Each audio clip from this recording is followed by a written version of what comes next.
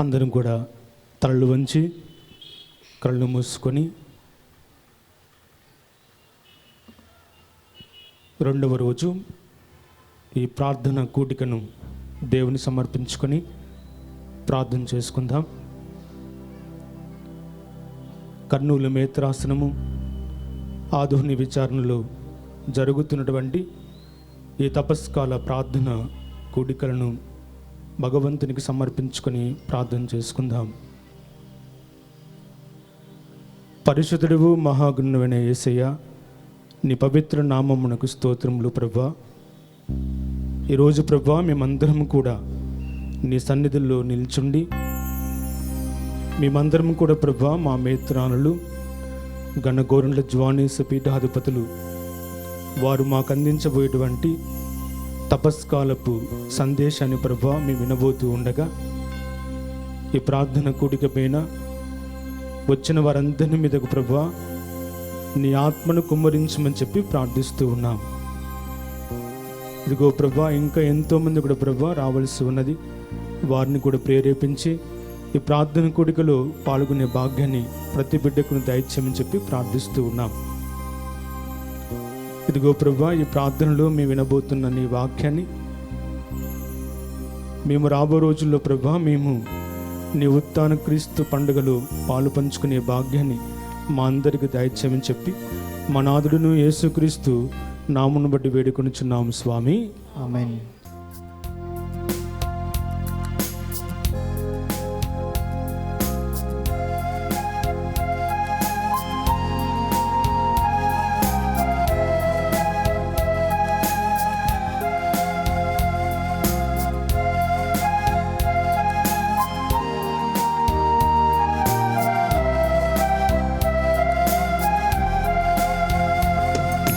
సిల్వలో నాకై కాచెను యేసు రక్తము,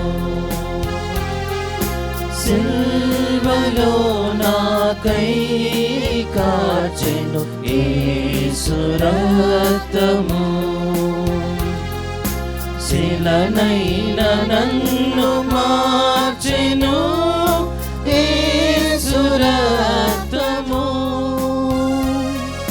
శిలనైన నన్ను మార్చెను యేసు రక్తము, యేసు రక్తము, ప్రభు యేసు రక్తము, యేసు రక్తము, ప్రభు యేసు రక్తము, అమూల్యమైన రక్తము, యేసు రక్తము, అమూల్యమైన రక్తము, యేసు రక్తము, యేసు రక్తము, ప్రభు యేసు రక్తము, యేసు రక్తము, ప్రభు యేసు రక్తము.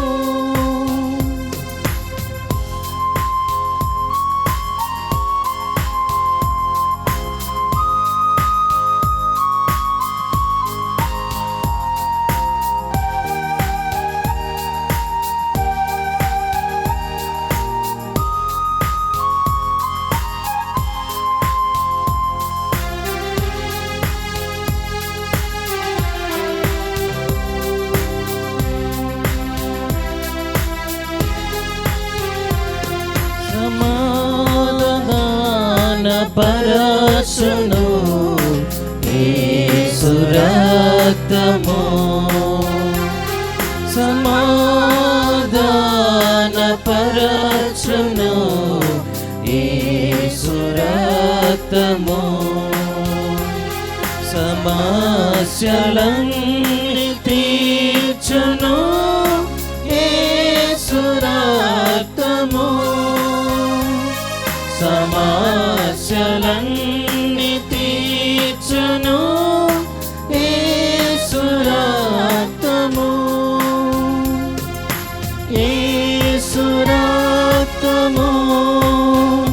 ప్రభు యేసు రక్తము, యేసు రక్తము, ప్రభు యేసు రక్తము, సంపూర్ణ శాంతినిచ్చును యేసు రక్తము, సంపూర్ణ శాంతినిచ్చును యేసు రక్తము, యేసు రక్తము, ప్రభు యేసు రక్తము, యేసు రక్తము, ప్రభు యేసు రక్తము.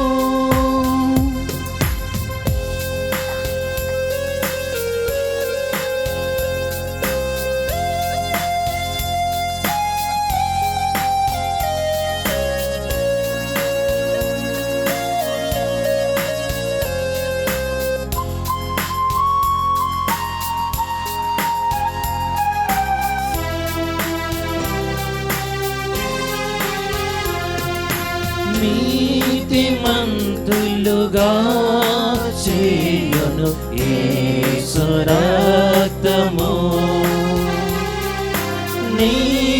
నీతిమంతులుగా చేయును యేసు రక్తము, దుర్నీతినంత బాపును యేసు రక్తము, దుర్నీతినంత బాపును యేసు రక్తము, యేసు రక్తము, ప్రభు యేసు రక్తము, యేసు రక్తము, ప్రభు యేసు రక్తము, నిబంధన నిలుపును రక్తము యేసు రక్తము, నిబంధన నిలుపును రక్తము యేసు రక్తము, యేసు రక్తము, ప్రభు యేసు రక్తము, యేసు రక్తము, ప్రభు యేసు రక్తము.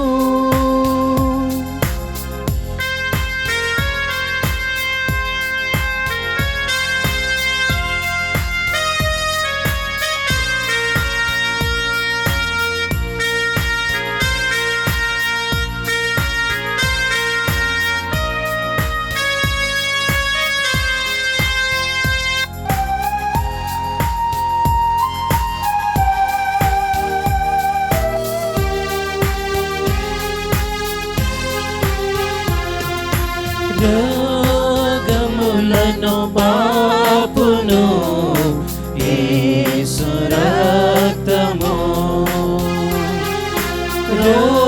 రోగములను బాపును యేసు రక్తము, దురాత్మల పారద్రోలును యేసు రక్తము, దురాత్మల పారద్రోలును యేసు రక్తము, యేసు రక్తము, ప్రభు యేసు రక్తము, యేసు రక్తము, ప్రభు యేసు రక్తము,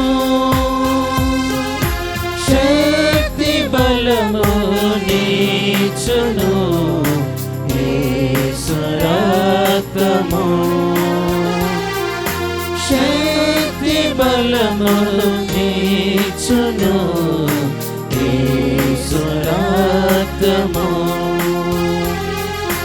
యేసు రక్తము ప్రభు యేసు రక్తము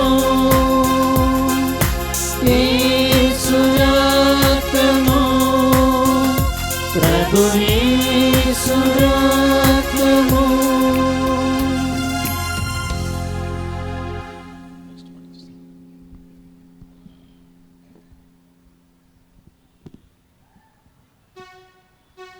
మహా ఘనత వహించిన కర్నూలు పీఠాధిపతులు రైట్ రెవరెండ్ డాక్టర్ గోరంట్ల జోర్నేస్ తండ్రి గారు ఈ దినము ఆదోని డీన్ క్రైస్తవులకు తన తపస్కాల సందేశాన్ని అందించుటకు విచ్చేసి ఉన్నారు.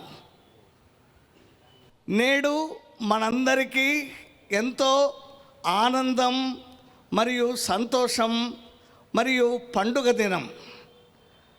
మన తండ్రి గారు బహుభాషా కోవిదులు, వేదాంత పారంగతులు, విచారణ మేత్రాస్తన స్థాయిలోనే కాక రాష్ట్ర స్థాయిలో, జాతీయ స్థాయిలో, ప్రపంచ స్థాయిలో కూడా పరిశుద్ధ గ్రంథంపై తండ్రి గారికి ఉన్నటువంటి అపారమైన జ్ఞానముతో అనర్గళంగా బోధించి తమ బిడ్డలు సులభంగా వాక్యాన్ని అర్థము చేసుకునే విధంగా ప్రసంగించగలరు.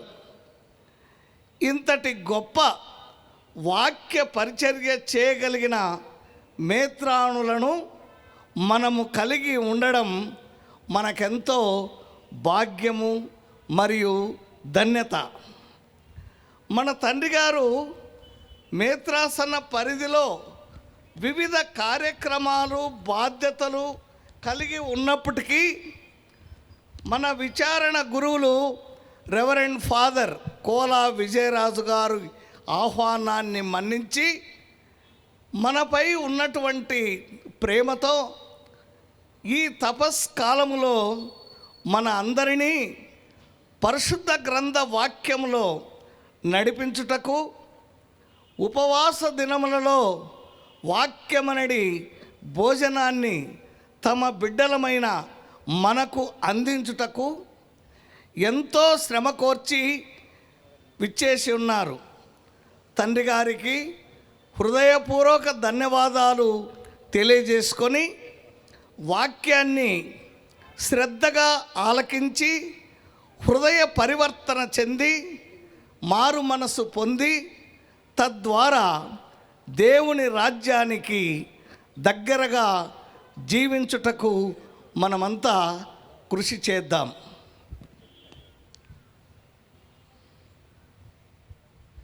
Thank you sir.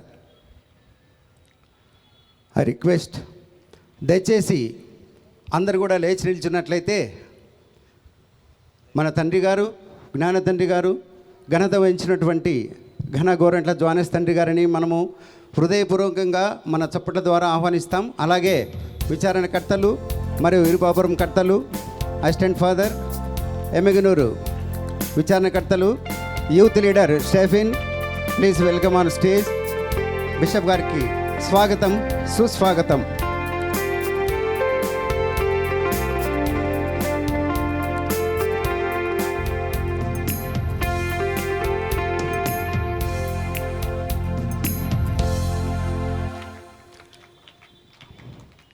అందరం అట్లా నిలబడదాం. ఆత్మగీతం పాడుకొని పల్లవి పాడిన తర్వాత మన పీఠాధిపతులు మనకు తపస్కాలం సందేశాన్ని అందిస్తారు.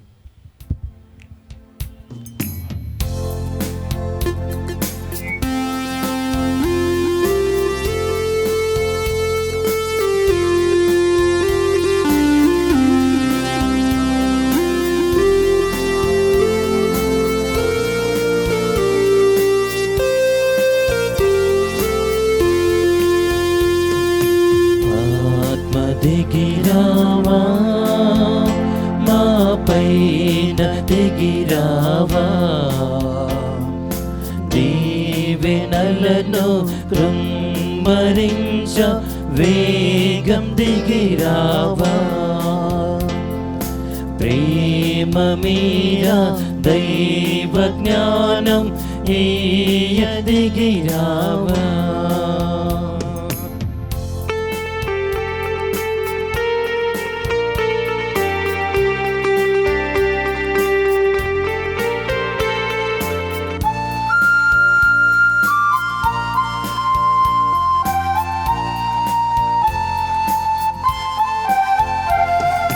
పనివారే లేరు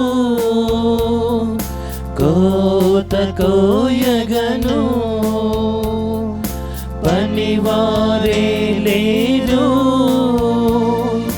కోత కోయగను, ఎన్నుకొనుము కోత పనికి నన్ను దీవించుమా, ఎన్నుకొనుము కోత పనికి నన్ను దీవించుమా. ఆత్మ దిగిరావా, నా పైన దిగిరావా,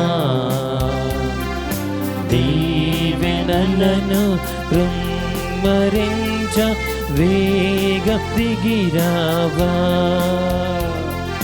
ప్రేమ మీరా దైవ జ్ఞానం ఇయ్య దిగిరావా.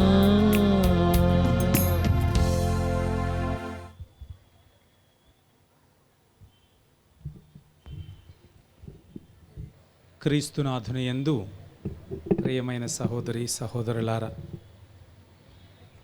మామూలుగా దివ్య పూజ సమయంలో ప్రసంగాలు చెప్పడం అలవాటు. కానీ ఈరోజు ప్రత్యేకంగా తపస్సు కాల సందర్భముగా వాక్య పరిచర్యను చేయమని, దేవుని యొక్క వాక్యాన్ని వివరించమని నన్ను ఆహ్వానించినందుకు మీ అందరికీ ధన్యవాదాలు. దేవుని యొక్క వాక్యాన్ని మాత్రమే ఆలకించుదాం. చుట్టూ ఉన్నటువంటి ఏ స్వరం వినపడకూడదు. అందుకని అందరూ శ్రద్ధగా వాక్యాన్ని ఆలకించండి. మార్గము, సత్యము, జీవము, వెలుగు అయినటువంటి వాక్యాన్ని ఆలకించండి. ఆ మాధుర్యాన్ని ఈరోజు మీరందరూ సేవించాలని, ఆ వాక్యం ఇచ్చే సందేశాన్ని మీ హృదయాలలోనికి స్వీకరించి ఆ వెలుగును పొందాలని, హృదయములో ఉన్నటువంటి అంధకారం అంతా తొలగి వెలుగుతో నింపబడాలని నా యొక్క ప్రార్థన, ఆకాంక్ష. వింటారు కదా? చాలాసేపు చెప్పాలి, అందుకని శ్రద్ధగా వినండి. యేసు ప్రభు 33 సంవత్సరాలు ఈ లోకంలో జన్మించారు, ఈ లోకంలో జీవించారు. చనిపోయిన తరువాత ఈ సువార్తను ప్రపంచ నలుమూలలకు తీసుకెళ్ళమని ఆయన యొక్క శిష్యులకు ఆ బాధ్యతను అప్పగించారు. వాళ్ళు వినినటువంటి సువార్తను, ఆ తరువాత పవిత్ర ఆత్మ దిగి వచ్చిన తరువాత వాళ్ళకి సమస్తాన్ని అర్థమయ్యేటట్లు చేసింది. ప్రభువే చెప్పారు, ఇప్పుడు నేను చెప్పేది మీకు అంత అర్థము కాదు, నేను వెళ్ళిన తరువాత పవిత్రాత్మను పంపుతాను, ఆ పవిత్రాత్మ యొక్క ప్రేరణతో మీరు ఇంకా చక్కగా గ్రహించగలుగుతారు అని ముందే వాగ్దానం చేశారు. ఆయన చెప్పినట్లుగా పవిత్రాత్మను పంపించారు. ఆ పవిత్ర ఆత్మ శక్తితో ఆ శిష్యులు క్రీస్తు సువార్తను ఇంకా చక్కగా గ్రహించగలిగారు, బోధించగలిగారు. కానీ దాదాపు 65వ సంవత్సరం వరకు, అంటే క్రీస్తు ప్రభువు చనిపోయిన 30-35 సంవత్సరాల వరకు సువిశేషాలు వ్రాయబడలేదు. ఆ నోట ఈ నోట చెప్పడం మాత్రం జరిగేది. ఓరల్ ట్రాన్స్మిషన్ అంటారు. అంటే నోటి ద్వారా, ఈ నోటి ద్వారా, ఆ నోటి ద్వారా సువార్త ప్రకటింపబడేది. పుస్తకంలో ఇంకా రాయలేదు. ఒకవేళ రాసినా ఏదో కొద్దో గొప్ప అక్కడొక పేపరో ఇక్కడొక పేపరో రాసి ఉండేది. మొట్టమొదటిసారిగా 30-35 సంవత్సరాల తరువాత సువిశేషాన్ని వ్రాసినటువంటి వ్యక్తి మార్కు గారు.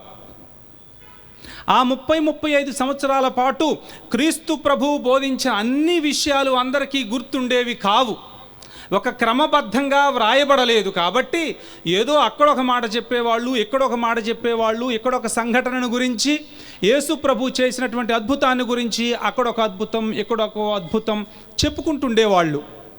కానీ మార్కు గారు మొట్టమొదటిగా ఈ క్రీస్తు ప్రభువు చేసినటువంటి అద్భుతాలను, ఆయన చెప్పినటువంటి మాటలను, మరీ ముఖ్యంగా ఆయన జీవిత అవసానములో చివరిలో ఆయన యొక్క శ్రమలను, ఆయన యొక్క పాటుల వృత్తాంతాన్ని ఎంతో చక్కగా రచించాడు తన సువిశేషంలో. ఆయనే మొట్టమొదటిగా సువిశేషాన్ని రాసింది. ఆ తరువాత మత్తయి గారు, లూకా గారు వాళ్ళు కూడా సువిశేషాన్ని ఇంకా సుదీర్ఘంగా, ఇంకొంచెం వివరంగా ఆ మార్కు గారు వ్రాసిన దానిని ఇంకా వివరంగా పొడిగించి రాశారు. చివరిగా 4వ వాడిగా యోహాను గారు ఇంకా లోతైన భావాలతో, పవిత్రాత్మ శక్తితో నింపబడిన వాడై ఆ యేసు ప్రభు యొక్క చరిత్రను, ఆయన చెప్పినటువంటి మాటల యొక్క, ఆయన చేసినటువంటి అద్భుతాల యొక్క అంతరార్థాన్ని గ్రహించి ఎంతో వేదాంతపరంగా లోతైన భావాలతో తన యొక్క సువార్తను రాశాడు. అంటే ఈ 4 సువార్తలలో మొట్టమొదటిది మార్కు గారు వ్రాశారు. మొదట్లో యేసు ప్రభువు యొక్క పుట్టు పూర్వోత్తరాల గురించి ఎవరు మాట్లాడేవాళ్ళు కాదు, ఆయన చేసినటువంటి అద్భుతాలను గురించి కూడా అంతగా మాట్లాడేవాళ్ళు కాదు. యేసు ప్రభు యొక్క శ్రమల వృత్తాంతము, ప్యాషన్ నరేటివ్, ఆయన పాటుల వృత్తాంతము, ఆయన మరణము, ఆయన పునరుత్థానం గురించే ఎక్కువగా ప్రసంగించేవాళ్ళు. ఎందుకు? మన యొక్క విశ్వాసము యేసు ప్రభు యొక్క జన్మము మీద ఆధారపడటం లేదు. మన యొక్క విశ్వాసము యేసు ప్రభు చెప్పినటువంటి మాటలు కానివ్వండి, ఆయన చేసినటువంటి అద్భుతాల మీద కానివ్వండి ఆధారపడటం లేదు. మన విశ్వాసము క్రీస్తు ప్రభు యొక్క శ్రమలు, క్రీస్తు ప్రభు యొక్క మరణము, ఉత్థానము మీదనే ఆధారపడి ఉంటుంది. ఈ క్రీస్తు ప్రభు యొక్క శ్రమల వృత్తాంతమే, క్రీస్తు ప్రభు యొక్క మరణమే మన విశ్వాసానికి నాంది, పునాది. ఆ శిలువ కిందనే నిజమైనటువంటి విశ్వాసము జనిస్తుంది. అందుకే ఆ శ్రమల వృత్తాంతాన్నే ఆ నోట ఈ నోట చెప్పుకునేవాళ్ళు, అందరూ ప్రసంగించేవాళ్ళు. అంటే మొదట్లో సువిశేషం అంటే క్రీస్తు పాటుల యొక్క వృత్తాంతం, క్రీస్తు శ్రమల యొక్క వృత్తాంతం, శ్రమలు, మరణము, పునరుత్థానం. కానీ కొన్ని సంవత్సరాలు గడిచిన తర్వాత మనుషులు అడుగుతారు, ఇన్ని అద్భుతాలు చేశాడు, ఇన్ని గొప్ప మాటలు చెప్పాడు, ఈ విధంగా శ్రమలను అనుభవించాడు, ఈ విధంగా మరణించాడు, పునరుత్థానుడయ్యాడు, ఎక్కడి నుంచి వచ్చాడు ఈయన పుట్టు పూర్వోత్తరాలేంటి అన్న ఆసక్తి ఉంటుంది తెలుసుకోవాలని. అందుకని లూకా గారు, మత్తయి గారు క్రీస్తు ప్రభు యొక్క పుట్టు పూర్వోత్తరాలతో ప్రారంభిస్తారు తమ సువిశేషాలను. నేను చెప్పదలుచుకుంది ఏంటంటే, సువిశేషం అనగానే మనకు గుర్తు రావలసినది క్రీస్తు ప్రభు శ్రమలు, మరణము, పునరుత్థానం. అది సువిశేషం యొక్క సారాంశము, మన విశ్వాసానికి నాంది. మిగిలినదంతా పరిచయ వాక్యాలుగా కూడా పరిగణించవచ్చు. మిగిలిన అధ్యాయాలన్నీ ఇంట్రడక్షన్ టు ద గాస్పల్. కానీ గాస్పల్, సువిశేషం అంటే క్రీస్తు ప్రభు శ్రమలు, మరణం, ఉత్థానం. నేను ఈరోజు నన్ను తపస్కాల సందర్భంగా వాక్య పరిచర్యకు పిలిచారు. నేను మీకు ఒక 20 వచనాల గురించి మీతో పాటు ధ్యానించదలుచుకుంటున్నాను. ఒక 20 వచనాలను చదివి దాని యొక్క అంతరార్థాన్ని, దాని యొక్క సారాంశాన్ని వివరించాలనుకుంటున్నాను. మనం గత 40 రోజుల నుంచి, అంటే ఈ తపస్సు కాలంలో బుధవారము, శుక్రవారము గుడికి వచ్చి, లేకపోతే చాలామంది ఇంటి దగ్గర కూడా స్లేవ మార్గాన్ని జరుపుకుంటూ ఉంటాం. క్రీస్తు ప్రభు యొక్క శ్రమలను గురించి, మరణం గురించి ధ్యానించుకుంటూ ఉన్నాం. ఎందుకు ఈ 40 రోజుల పాటు క్రీస్తు ప్రభు యొక్క శ్రమలను గురించి ధ్యానించేది? ఆ శ్రమల ధ్యానము నుంచే మన యొక్క విశ్వాసము జనిస్తుంది. మన విశ్వాసం పుట్టేది ఆ శ్రమల, ఆ మరణం గురించి చదువుతున్నప్పుడు, ధ్యానిస్తున్నప్పుడు నిజమైన విశ్వాసం జన్మిస్తుంది. అందుకే అంతగా దాని గురించి ధ్యానిస్తూ ఉన్నాం. అందుకని ఈరోజు సాయంత్రం నేను ఈ క్రీస్తు ప్రభు యొక్క శ్రమలు, మరణ వృత్తాంతం గురించి చదివి మీకు వివరించబోతున్నాను. అది కూడా మార్కు గారు వ్రాసిన సువిశేషము 15వ అధ్యాయము 20వ వచనము నుంచి 39వ వచనం వరకు. యేసు ప్రభువు పిలాతు దగ్గర నుంచి, యెరూషలేము నుంచి బయటకు తీసుకొని పోబడి చివరకు మరణం పొందే వరకు నేను చదువుతాను. చదివిన తర్వాత దాని మీద ధ్యానించుదాం అందరం కలిసి. మార్కు శుభవార్త 15వ అధ్యాయము 20వ వచనము నుంచి. వారు అట్లు పరిహసించిన పిదప ఊదా వస్త్రమును తీసివేసి, శ్రద్ధగా వినండి, ఆయన వస్త్రములో ఆయనకు ధరింపచేసి సిలువ వేయుటకై వెలుపలకు తీసుకొని పోయిరి. పల్లెటూరు నుండి ఆ మార్గమున వచ్చుచున్న కురేనియా గ్రామవాసి సీమోనును ఆయన సిలువను మోయుటకు బలవంతము చేసిరి. ఆయన అలెగ్జాండరు రూఫసుల తండ్రి. కపాలా నామాంతరము గల గొల్గొతా అను స్థలమునకు ఆయనను తీసుకొని పోయిరి. అచ్చట ఆయనకు చేదు కలిపిన ద్రాక్షారసమును త్రాగుటకు ఇచ్చిరి. కాని ఆయన దానిని పుచ్చుకొనలేదు. పిదప వారు ఆయనను సిలువ వేసిరి. చీట్లు వేసుకొని ఆయన వస్త్రములను పంచుకొనిరి. ఉదయము 9 గంటలకు ఆయనను సిలువపైకి ఎక్కించిరి. ఆయన పైనుంచిన నిందారోపణ ఫలకముపై యూదుల రాజు అని వ్రాయబడి ఉండెను. వారు ఆయనకు కుడి ఎడమల 2 దొంగలను సిలువ వేసిరి. ఆయన అపరాధులలో ఒకడుగా ఎంచబడెను అను లేఖనము ఇట్లు నెరవేరెను. పిదప ఆ మార్గమున వచ్చిపోవు వారు తలలు ఊపుచూ, ఆహా, దేవాలయమును పడగొట్టి 3 దినములలో మరలా నిర్మించువాడా, సిలువ నుండి దిగిరమ్ము, నిన్ను నీవు రక్షించుకొనుము అని పరిహాసములు వాడిరి.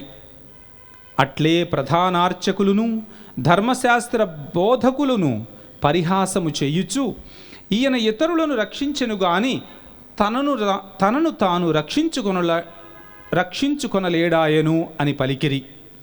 ఇజ్రాయేలు రాజగు క్రీస్తును దిగిరానిమ్ము, అప్పుడు మనము చూచి విశ్వసింతుము అని హేళన చేసిరి.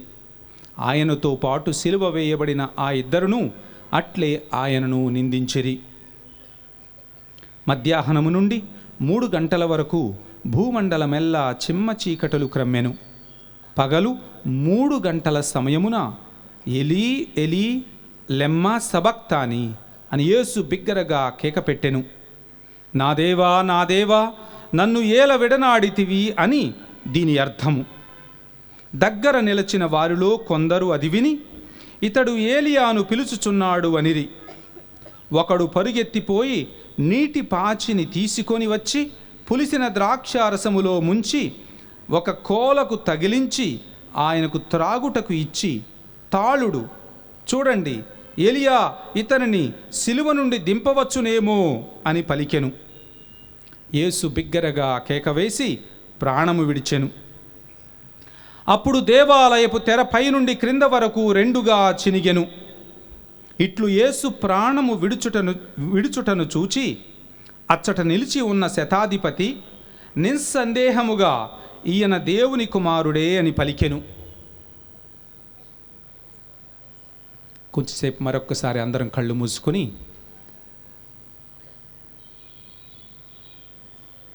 ఈ విన్నటువంటి సువిశేషాన్ని సరిగ్గా గ్రహించగలిగేటట్లు ఆ పవిత్రాత్మను ఆహ్వానించుదాం. ఈ సువిశేషాన్ని వ్రాయించింది, గ్రంథకర్తను ప్రేరేపించింది పవిత్రాత్మయే. మనకు ఎంత పవిత్రాత్మ ఉంటుందో అంతగా మనము ఈ వాక్యాన్ని గ్రహించగలుగుతాం. నేను కూడా అంతగా బోధించగలుగుతాను.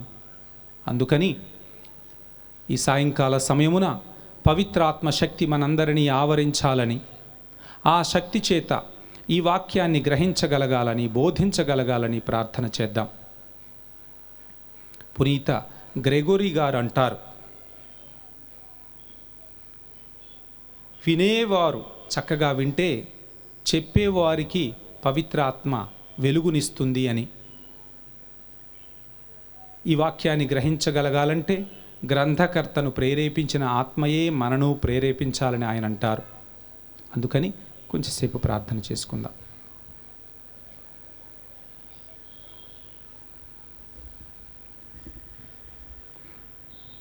సరే, ఈ వాక్యాల గురించి లోతుగా ధ్యానించే ముందు 2-3 విషయాల గురించి మీకు చెప్తాను, శ్రద్ధగా వినండి. నేను ఇందాక చెప్పినట్లు మార్కు గారు వ్రాసినటువంటి ఈ శ్రమల వృత్తాంతం మొట్టమొదటిది. ఆయన రాసినటువంటి ఈ వృత్తాంతం చాలా చిన్నది, మొత్తం కలిసినా కానీ 20 వచనాలు లేవు. మిగిలిన వాళ్ళు ఇంకా చాలా సుదీర్ఘంగా రాస్తారు. ఈయన రాసినది 20 వచనాలే అయినప్పటికీ దాంట్లో అవసరమైనటువంటి విషయాలు అన్నీ ఉన్నాయి, పొందుపరిచారు చాలా చక్కగా. అయితే ఈయన సువిశేషంలో మొట్టమొదటి నుంచి చదివితే 16 అధ్యాయాలు ఉంటాయి. చాలా పెద్ద సువిశేషం ఏం కాదు. ఈ సువిశేషాలలో 3 రకాలైనటువంటి నిశ్శబ్దాలు కనిపిస్తాయి మనకు. 3 రకాలైనటువంటి నిశ్శబ్దాలు, 3 kinds of silences ఉంటాయి ఈ సువిశేషములో. మొట్టమొదటిది ప్రారంభ అధ్యాయంలో మార్కు శుభవార్త 1వ అధ్యాయము 43వ వచనములో యేసు ప్రభు అద్భుతం చేస్తారు. అద్భుతం చేసిన తర్వాత కుష్ఠరోగికి స్వస్థతనిచ్చిన తర్వాత 43వ వచనం ఈ విధంగా ఉంటుంది. యేసు అప్పుడు, నీవు ఈ విషయమును ఎవరితోనూ చెప్పరాదు అని గట్టిగా ఆజ్ఞాపించెను. ఒక కుష్ఠరోగికి స్వస్థతనిచ్చిన తర్వాత నీవెవరితో చెప్పబాకు, నిశ్శబ్దంగా ఉండు, దీని గురించి గోల చేయొద్దు అని ఆజ్ఞాపించి పంపించారు వాణ్ణి. తరువాత 3వ అధ్యాయంలో 12వ వచనములో అక్కడ కూడా యేసు ప్రభు స్వస్థతలను ఇచ్చిన తర్వాత కానీ తనను గురించి ప్రకటింపవలదని ఆయన వారిని గట్టిగా ఆజ్ఞాపించెను. మళ్ళీ 5వ అధ్యాయములో 12వ వచనములో 5వ అధ్యాయము మళ్ళీ 43వ వచనం అక్కడ కూడా యాయీరు కుమార్తెకు ప్రాణదానం చేస్తారు. ఆ తరువాత వాళ్ళతో చెప్తున్నారు 43వ వచనములో, దీనిని ఎవరికి నీ వెల్లడింపకుండుడు అని యేసు వారిని గట్టిగా ఆజ్ఞాపించి ఆమెకు తినుటకు ఏమైనా పెట్టుడు అని చెప్పెను. 1వ అధ్యాయము 43వ వచనము, 3వ అధ్యాయం 12వ వచనము, ఇప్పుడు 5వ అధ్యాయము 43వ వచనం. 3 సార్లు. అంటే యేసు ప్రభు ప్రతిసారి చెప్తుండేవాళ్ళు, ఎవరిని స్వస్థత పరిచినా కానీ ఎవరితో చెప్పబాకండి, మీరు వెళ్ళి దీని గురించి చాటింపు వేయొద్దు అని ఆజ్ఞాపించేవాళ్ళు. సరే, ఈ విధంగా ప్రతి అద్భుతం చేసిన తరువాత ఆజ్ఞాపించటమే కాకుండా 9వ అధ్యాయంలో యేసు ప్రభు పేతురును యాకోబును ఒక పర్వతము పైకి తీసుకుని వెళతారు, తాబోరు పర్వతం మీదకు. ఆ పర్వతము మీద తన యొక్క నిజ స్వరూపాన్ని, విశ్వరూపాన్ని, దైవ స్వరూపాన్ని వాళ్లకు చూపిస్తారు. మహిమాన్వితమైనటువంటి రూపాన్ని వాళ్లకు చూపిస్తారు.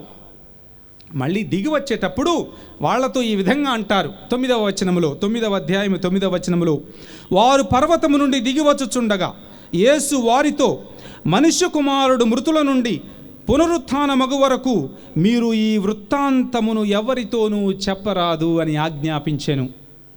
అంటే సువిశేషమంతటా తాను అద్భుతాలు చేసినప్పుడు, గొప్ప కార్యములు చేసిన ప్రతిసారి ఆయన వాళ్లకు ఆజ్ఞాపించేవాళ్ళు, మీరెవరితో చెప్పొద్దు, మౌనంగా ఉండండి. ఎందుకు? మీరు వెళ్ళి చెబితే ఈరోజు మీరు 10 మంది వచ్చారు, రేపు 100 మంది వస్తారు. నా అద్భుతాలను చూసి, నేను చేసినటువంటి ఘనకార్యాలను చూసి ప్రజలు నా వద్దకు రావడం నాకు ఇష్టం లేదు. నేను చనిపోయిన తరువాత నా సిలువను చూసి, నిస్సహాయ స్థితిలో నేను నగ్నంగా ఆ సిలువపై కొట్టబడి మరణించటాన్ని చూసి ప్రజలు నా వద్దకు రావాలే కానీ నా అద్భుతాలను చూసి కాదు అందుకని మీరెవ్వరూ ఈ అద్భుతాల గురించి ప్రకటించవద్దు అని యేసు ప్రభు నిశ్శబ్దం వహించండి అని ఆజ్ఞాపిస్తూ ఉంటారు. అందుకే ప్రియమైన దేవుని బిడ్డలారా, ఈ మతం, క్రైస్తవ మతం, it is known by the cross. సిలువ వలన అది ప్రకటింపబడుతుంది. మన గుడులలో కానివ్వండి, గుడి బయట కానివ్వండి, యేసు ప్రభువు చేసినటువంటి అద్భుతాల యొక్క పటాలు, చిత్రపటాలు ఏమీ కనపడవు. ఈ రోజుల్లో అందరికీ అద్భుతాలంటే ఇష్టం. నేను వాక్య పరిచర్య చేస్తుంటే అంతగా రారు జనాలు. అదే ఎవరైనా చిన్న అద్భుతం చేస్తున్నారు, ఆయన ఏదో స్వస్థతనిచ్చారు అంటే తండోపతండాలుగా వెళతారు. వాక్యం ఎవరికి కావాలి? అందరికీ కావలసింది అద్భుతాలు, స్వస్థతలు. యేసుప్రభు అందుకనే, నేను ఈ లోకానికి అద్భుతాల ద్వారా బయలుపరచకూడదు, తెలియకూడదు, నా సిలువ ద్వారా ఈ ప్రపంచానికి నేను తెలియాలి అని చెప్పి నిశ్శబ్దంగా ఉండండి, నిశ్శబ్దంగా ఉండండి అని చెప్పేవాళ్ళు. అందుకే ఈరోజు కూడా ఈ సిలువ ద్వారానే క్రీస్తు ప్రభు ఈ లోకంలో ప్రకటింపబడుతున్నారు. ఎందుకండి ఇంత నగ్నంగా ఉన్నటువంటి, నిస్సహాయుడైనటువంటి యేసు ప్రభువుని గుళ్ళో పెట్టడం అవసరమా? దానికి బదులు 3 రోజులు సమాధిలో ఉన్నటువంటి లాజరును లేపారు కదా. లాజరు లేచి రమ్ము అనగానే సమాధిలో ఉన్నటువంటి లాజరు లేచి వచ్చాడు. యోహాను శుభవార్త 11వ అధ్యాయంలో ఆ వృత్తాంతాన్ని గుడిలో పెడితే ఇంకా ఎక్కువ మంది వస్తారు కదా. లేకపోతే యేసు ప్రభువు నీటిపై నడవటం, 5 రొట్టెలను 5,000 మందికి పంచి ఇవ్వడం, దయ్యాలను వెడలగొట్టడం, ఈ విధంగా ఎన్నో అద్భుతాలు చేశారు. అవి పెట్టొచ్చు కదా, ఎందుకు సిలువను పెట్టేది అని అడుగుతారు. అది మీ ఇష్టం, నా ఇష్టం కాదు. ఈ లోకంలో he wants to be known by the cross. సిలువ ద్వారానే ఆయన ప్రజలకు తెలియపరచబడాలని, ఆ సిలువను చూసే ఆయన వద్దకు రావాలని అది క్రీస్తు ప్రభువు కోరిక. అందుకే మీరెవరితో చెప్పొద్దు, ఎవరితో చెప్పొద్దు. నిజంగా యోహాను శుభవార్త 6వ అధ్యాయం చదివితే అక్కడ యేసు ప్రభు 5 రొట్టెలను 5,000 మందికి పంచారు. ఆ తెల్లవారే 10,000 మంది ఆయనను వెతుక్కుంటూ వచ్చారట. ఎందుకు? నిన్న భోజనం పెట్టారు కదా, నిన్న భోజనం పెట్టారు 5,000 మందికి. ఈరోజు 10,000 మంది భోజనం కోసం వెతుక్కుంటూ వచ్చారు. వాళ్లతో యేసు ప్రభు అంటున్నారు, 6వ అధ్యాయము 26వ వచనం, యోహాను శుభవార్త 6వ అధ్యాయము 26వ వచనములో ఈ విధంగా అంటున్నారు, మీరు రొట్టెలు తిని సంతృప్తులైనందున నన్ను వెదకుచున్నారు, నా సూచక క్రియలను చూచి కాదు అని మీతో నిశ్చయముగా చెప్పుచున్నాను. అశాశ్వతమైన భోజనముకై శ్రమింపవలదు, నిత్య జీవమును చేకూర్చు శాశ్వత భోజనముకై శ్రమింపుడు. అంటే యేసు ప్రభు దగ్గరికి అద్భుతాల కోసం, స్వస్థతల కోసం రావాలని చూసే వాళ్ళని గద్దించారు. నా దగ్గరకు మీరు రావాల్సింది నా వాక్యముకు వినడానికి రావాలి, ఆ వాక్యములో ఉన్నటువంటి జీవాన్ని పొందటానికి రావాలి, ఆ వాక్యములో ఉన్నటువంటి వెలుగును, నిత్య జీవాన్ని పొందటానికి రావాలే కానీ నేనేదో చేసే అశాశ్వతమైనటువంటి ఈ రోజుండి రేపు పోయే స్వస్థతల కోసం నా దగ్గరకు రావద్దు అని పలుమార్లు చెప్పారు. అందుకని క్రీస్తు ప్రభు తన సిలువ ద్వారానే ఈ లోకములో నలుగురికి ప్రకటింపబడాలని ఆయన కోరిక. అందుకే నిశ్శబ్దంగా ఉండమని చెప్పేవాళ్ళు. అది మొట్టమొదటి నిశ్శబ్దత. ఈ మార్కు శుభవార్తలో మార్కు గారు నేను చెప్పినట్లు చాలా కొద్దిగా 20 వచనాలలో క్రీస్తు ప్రభు యొక్క శ్రమలను గురించి వివరిస్తున్నారు. మొదటి అధ్యాయములో 16వ వచనములో యేసు ప్రభు గలిలయ సరస్సు తీరమును వెళుతున్నప్పుడు పేతురును యాకోబును చూశారట. వాళ్ళు చేపలు పడుతున్నారు. అప్పుడు వాళ్ళతో అంటున్నారు, రండి నన్ను అనుసరించండి అని. అక్కడ ఉంటుంది 1వ అధ్యాయం 16 నుంచి 20 వరకు. వాళ్ళు తమ వలలను వదిలిపెట్టి ఆ పడవలో ఉన్న తమ తండ్రిని కూడా వదిలిపెట్టి యేసు ప్రభువుని అనుసరించారు అని. అంటే మార్కు శుభవార్త ప్రారంభంలో యేసు ప్రభువుని అనుసరించటం కోసం ఆ శిష్యులు తమ సమస్తాన్ని వదిలిపెట్టారు. వింటున్నారు కదా? ఇప్పటి వరకు చెప్పిన కొంచెం లోతైనటువంటి భావాలు తర్వాత మీరు ధ్యానిస్తే ఇంకా అర్థమవుతాయి. మొదటి అధ్యాయములో శిష్యులు యేసు ప్రభువుని అనుసరించటం కోసం సమస్తాన్ని వదిలిపెట్టారు. మళ్ళీ 14వ అధ్యాయము 51వ వచనం చాలా ఇంట్రెస్టింగ్. 14వ అధ్యాయము 51వ వచనంలో ఒక యువకుడు గురించి రాస్తున్నాడు మార్కు గారు. ఆ యువకుడు ఒకడు తన దిగంబర శరీరముపై నారవస్త్రము వేసుకొని యేసును అనుసరించుచుండెను. అంటే ఒక శిష్యుడు యేసు ప్రభువుని అనుసరిస్తూ ఉన్నాడట. తన ఒంటి మీద ఒక నారవస్త్రం ఉంది. వారు అతన్ని పట్టుకొనిరి, కానీ అతడు నారవస్త్రమును విడిచి దిగంబరుడై పారిపోయెను. చివరిగా మిగిలిపోయి ఉన్నటువంటి శిష్యుడు యేసు ప్రభువు నుంచి వదిలించుకోవడం కోసం ఆయనను కూడా పట్టుకుంటారేమో అని భయపడి ఒంటి మీద ఉన్నటువంటి నారవస్త్రాన్ని కూడా వదిలిపెట్టి నగ్నంగా పరిగెత్తాడు అని సువిశేషం చెప్తుంది, మార్కు గారు చెప్తున్నారు.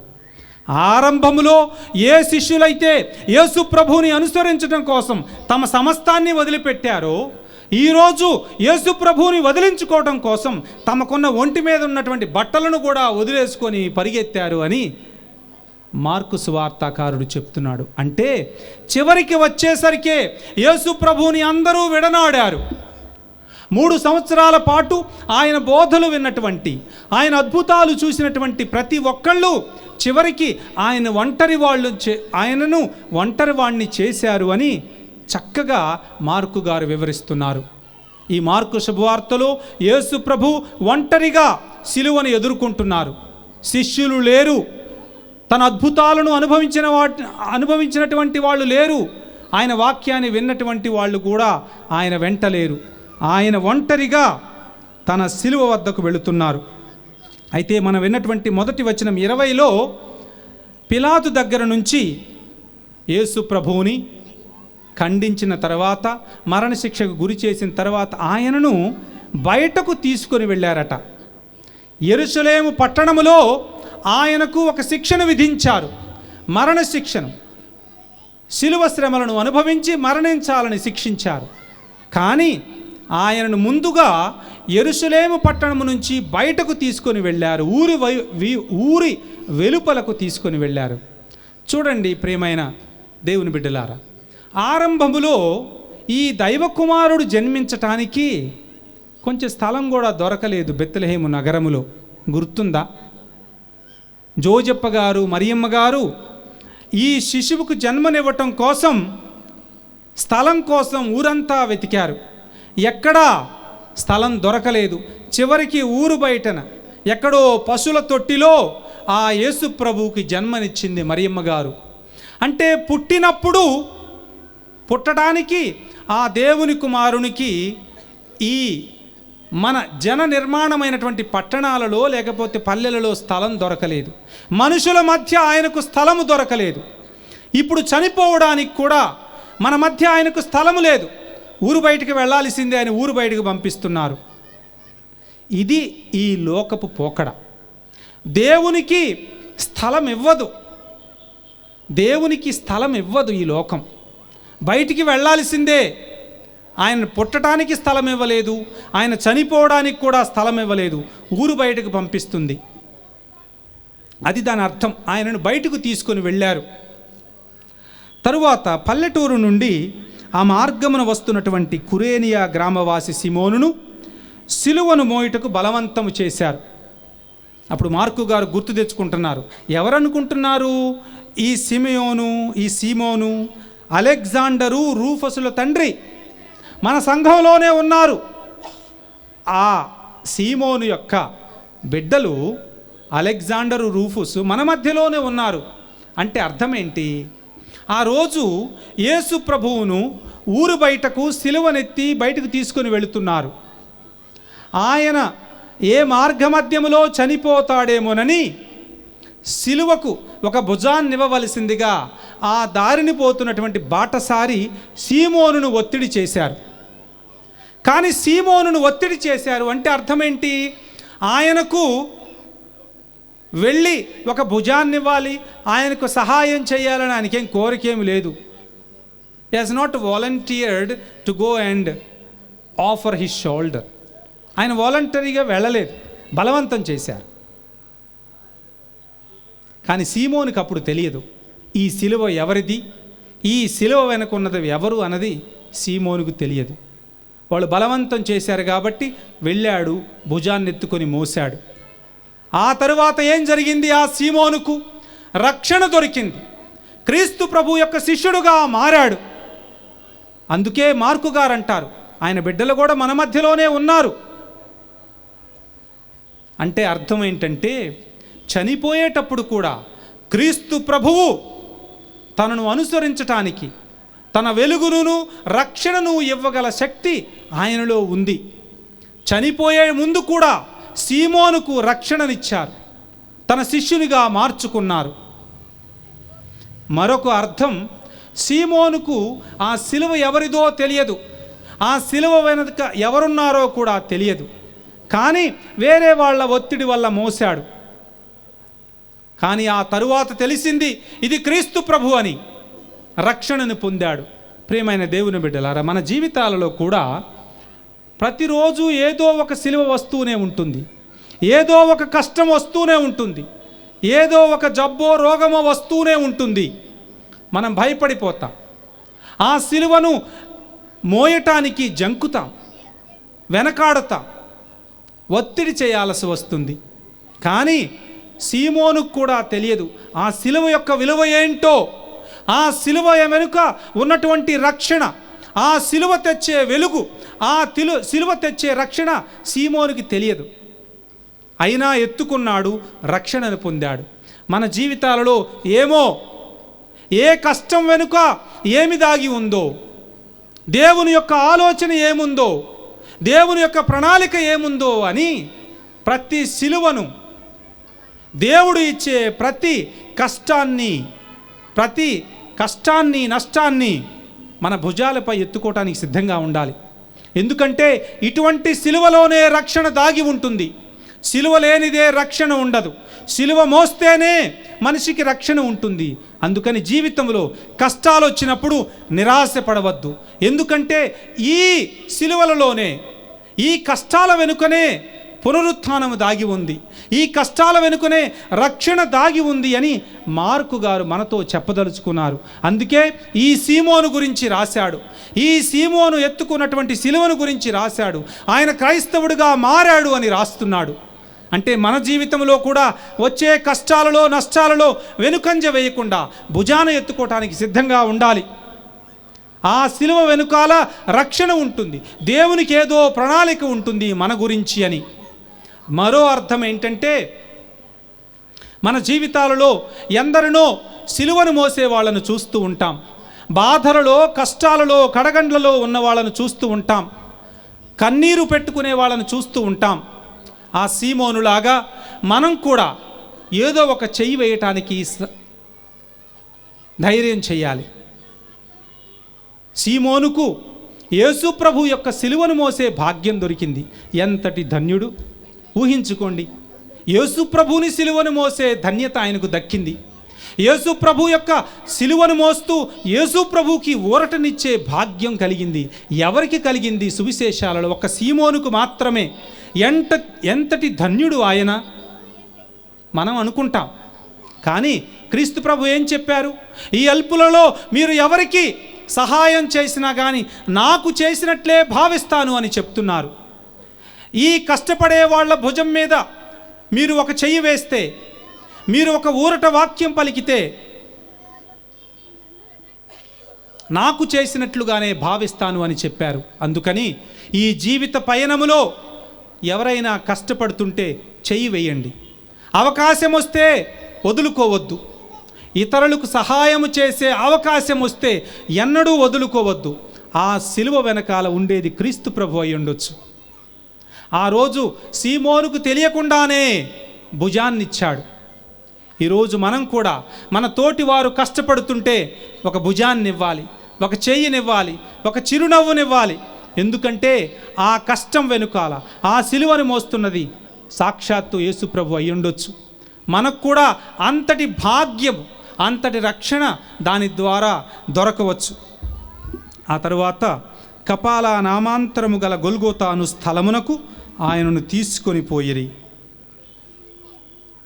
క్రీస్తు ప్రభువుని చివరికి కపాల అనే స్థలం, స్కల్. కపాలం అంటే ఈ మనిషి యొక్క తల ఆకారంలో ఉండే ఒక కొండ అన్నమాట. అది అక్కడికి తీసుకొని వెళ్ళారు.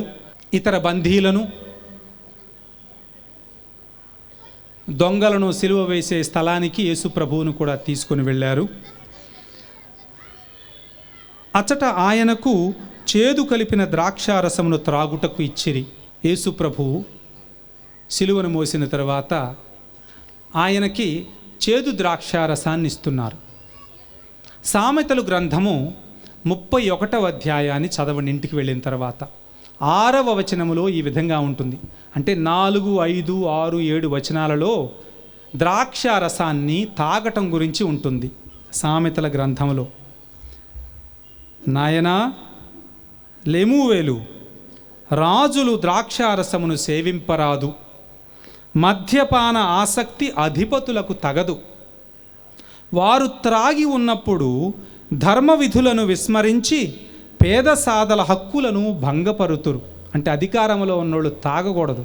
తాగారంటే సరైన నిర్ణయాలు తీసుకోలేరు. కాబట్టి రాజులకు, అధికారంలో ఉన్న వాళ్ళకి ఈ అలవాటు తగదు అని చెప్తున్నాడు.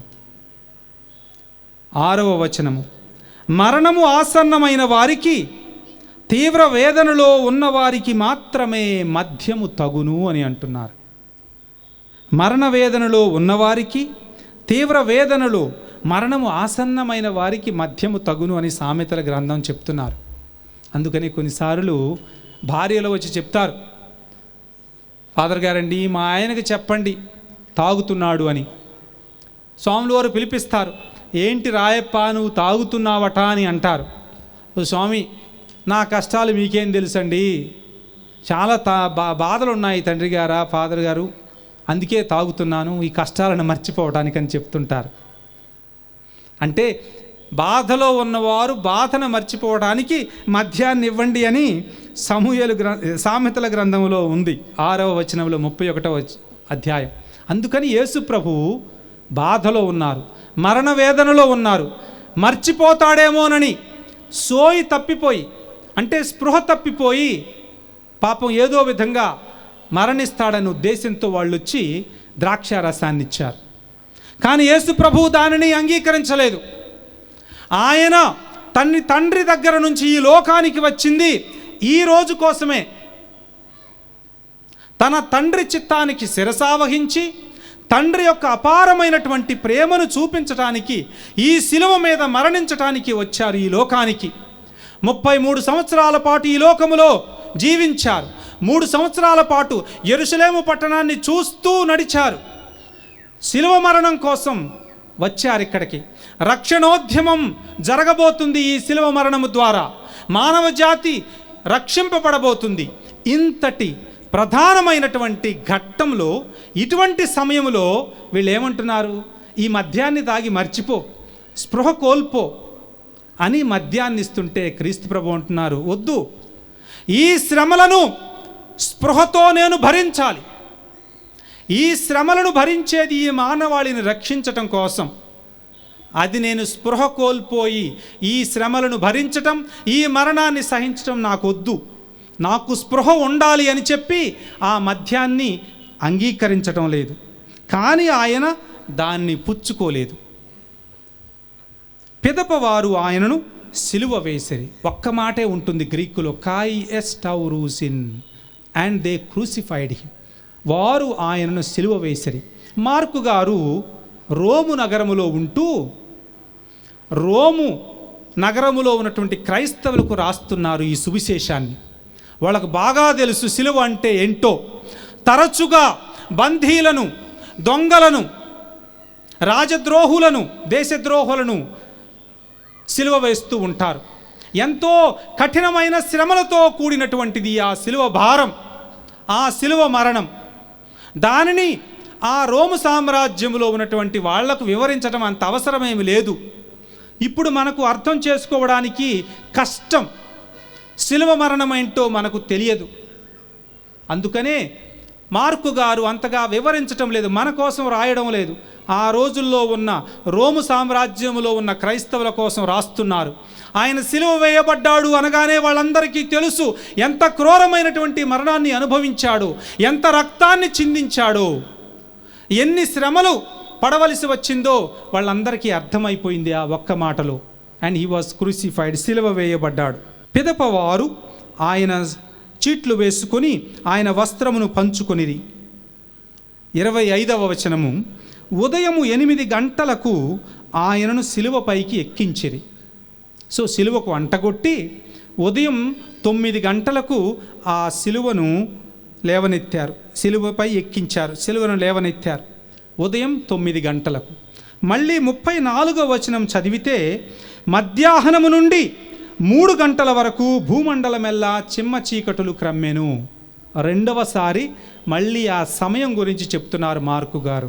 మళ్ళీ మూడవసారి 34వ వచనంలో 33వ వచనంలో మధ్యాహ్నము నుండి 3 గంటల వరకు, మళ్ళీ 34వ వచనములో పగలు 3 గంటల సమయమున, అంటే 9 గంటలకు ఆయనను సిలువనెక్కించారు, సిలువకు అంటగొట్టారు, సిలువను లేపారు. 12 గంటలైంది, చీకట్లు క్రమ్మాయి. 3 గంటల వరకు కూడా ఆయన సిలువపై ఉన్నారు. 3 గంటలపు బిగ్గరగా కేక వేశారు. అంటే దాదాపు 6 గంటల పాటు క్రీస్తు ప్రభువు సిలువపై ఉన్నారు.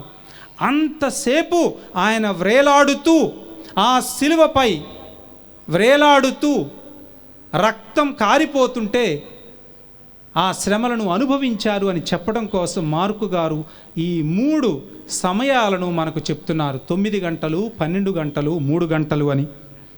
9 గంటలకు ఎక్కించారు. ఆయన పైన అంటే సిలువ మీద ఎవరినైనా సిలువ వేస్తే ఎందుకు సిలువకు అంటగొట్టాము అని ఆ నింద ఆరోపణను ఆ సిలువ మీద వ్రాయాలి. లేకపోతే ఒక బోర్డు గట్టి మెడకు తగిలించేవాళ్ళు. ఇదిగో ఈ తప్పు చేయడం వలన సిలువకు అంటగొట్టాం, ఈ తప్పు చేయడం వలన ఈయన చంపుతున్నాము అని రాసి పెట్టేవాళ్ళు. ఎందుకు? అటు పోయేవాళ్ళు చదివి బుద్ధి తెచ్చుకుంటారు అని. ఇది చదివిన వాళ్ళు మళ్ళీ ఆ తప్పు చేయకుండా ఉండటం కోసం రోము సామ్రాజ్యంలో అలవాటు ఉండేది ఆ తప్పు ఆరోపణను రాసి పెట్టడం. అయితే యేసు ప్రభువు గురించి పిలాతు వ్రాసినటువంటి నిందారోపణ ఏంటి?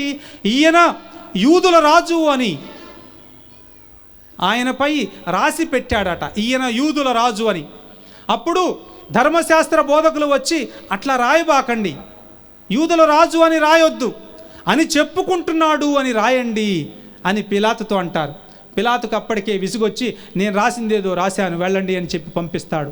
అంటే పిలాతు ద్వారా క్రీస్తు ప్రభువు ఎవరో అని లోకానికి తెలియపరచబడుతుంది. ఈయన యూదుల రాజు, INRI అని ఉంటుంది. నిన్ననే ఒక అబ్బాయి, ఎవరో 10వ తరగతి అబ్బాయి అడుగుతున్నాడు, ఏంటి తండ్రి గారా అక్కడ ఏదో రాసి ఉంటుంది, దాని అర్థం ఏంటి అని. IN అంటే యేసుస్, N అంటే నజరేయుడైనటువంటి యేసు, R అంటే రెక్స్ రాజు, తరువాత I అంటే యూదుల రాజు, నజరేయుడైనటువంటి యేసు యూదుల రాజు అని బోర్డు పెట్టారు. అంతేకాకుండా వారు ఆయన కుడి ఎడమలన 2 దొంగలను సిలువ వేసిరి.